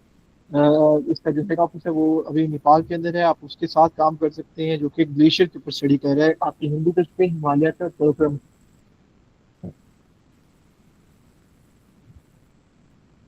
हमें टैक्स लगाना पड़ेगा, कार्बन ट्रेडिंग कर सकते हैं, लेकिन कार्बन ट्रेडिंग की जगह हम लोग कार्बन टैक्स ही लगाएं तो ज़्यादा बेहतर है। पॉलिसी मेकिंग हमें करनी चाहिए, लेकिन हम लोग पॉलिसी मेकिंग में बहुत ज़्यादा आप कह रहे हैं टाइम लगता है। और पॉलिसी मेकिंग से ज़्यादा ये है कि पॉलिसी बेशक हम लोग बना देते हैं, हमारी इंप्लीमेंट नहीं होती थी। So we rather focus on implementing the policy rather than going towards policy formulation. Pilot research project will be launched to work करें sustainable technology के ऊपर and methods that counter global warming और advanced greenhouse effect। बिल्कुल आप ठीक कह रही हैं। ओके, अवेयरनेस प्रोजेक्ट्स को हम लॉन्च करें जो कि कल्चरल एंड रीजनल लैंग्वेजेस को प्रमोट करें या उसके ऊपर फोकस हो, ताकि लोग आपस में बात कर सकें, कंफर्टेबली समझ सकें। ये बिल्कुल इम्पोर्टेंट चीज़ है कि फॉर एग्जांपल जो आपके जो आपके हुंजा के लोग हैं, या फॉर एग्जांपल जो आपके जीबी के लोग हैं, आप उनसे डीजीपी के अंदर या बल्कि जुबान के ऊपर बात करें rather than talking in English, ताकि वो उस जुबान के अंदर समझ सकें, उनकी माँ बोली के अंदर को समझ सकें, आप उनको उस माँ बोली के अंदर ट्रेन कर सकें। People in rural area should be communicated on sustainable climate, और उनको सिखाना पड़ेगा फ्रेंडली लाइफस्टाइल, बिल्कुल इम्पोर्टेंट है। Okay, so I guess thank you so much for this thing. आज का सेशन हमारे लिए यहीं तक था, क्योंकि हमारे पास हमारी जो स्पीकर थी वो एक तरीके से एमरजेंसी की शिकार हो चुकी थी, इस वजह से she was not able to come here. वो हमें कल ज्वाइन करेंगी जरूर, इंशाल्लाह उन्हें हमारे लिए she will be here tomorrow. तो आपसे कल तक सेशन हुआ that Islamic refugees of the tree, हम इस्लामिक रेफ्यूजीज पर बात करेंगे। वो थोड़ा सेशन होता है वो न्यू नॉलेज है। अच्छा, अगर बात करें तो अभी शुरू में कहा है कि जो हमारे पास पूरे पाकिस्तान है वो ऑर्गेनाइज करती है community lead tree planting drive high valleys के अंदर विजिलेंट नेटिव स्पीशीज के साथ। ये बिल्कुल हम लोग कर सकते हैं ये, लेकिन इसके लिए ये है कि हमें ये देखना होगा कि वहाँ की नेटिव स्पीशीज कौन कौन सी है। हम लोग वो दरख्त ना भेजें अपने अपने आप के लिए नर्सरी पे जो कि यहाँ पे उगते हैं, लेकिन ये बहुत अच्छा चीज़ है एंड इसके ऊपर मोस्टली ऑर्गेनाइजेशन काम भी करेंगे। For example apart from Gujarat association इसके ऊपर काम कर रही है, आपकी प्रोग्रेसिव क्लाइमेट फाउंडेशन होगी, आपकी NY53 होगी, तो ये भी हमारे पास ऑर्गेनाइजेशन में भी काम करती है, और इसको तो हमें देखना पड़ेगा। अगर और मेरे ख्याल से जितने भी हमारे पास फेलोज थे वो सारे भी कंट्रीब्यूट कर रहे थे प्लांटेशन ड्राइव के लिए, तो you have worked a lot for this thing and आप लोगों ने सही तरीके से काम किया है। Okay, so this was all from my side, लेकिन जाने से पहले आई गेस मैं आपको कॉन्फ्रेंस का वो डॉक्यूमेंट दिखा दूं, late me just download it. वो अगर आप लोग इंटरेस्टेड हैं तो उस चीज़ को आप देख लीजिएगा, जस्ट अ मिनट। एंड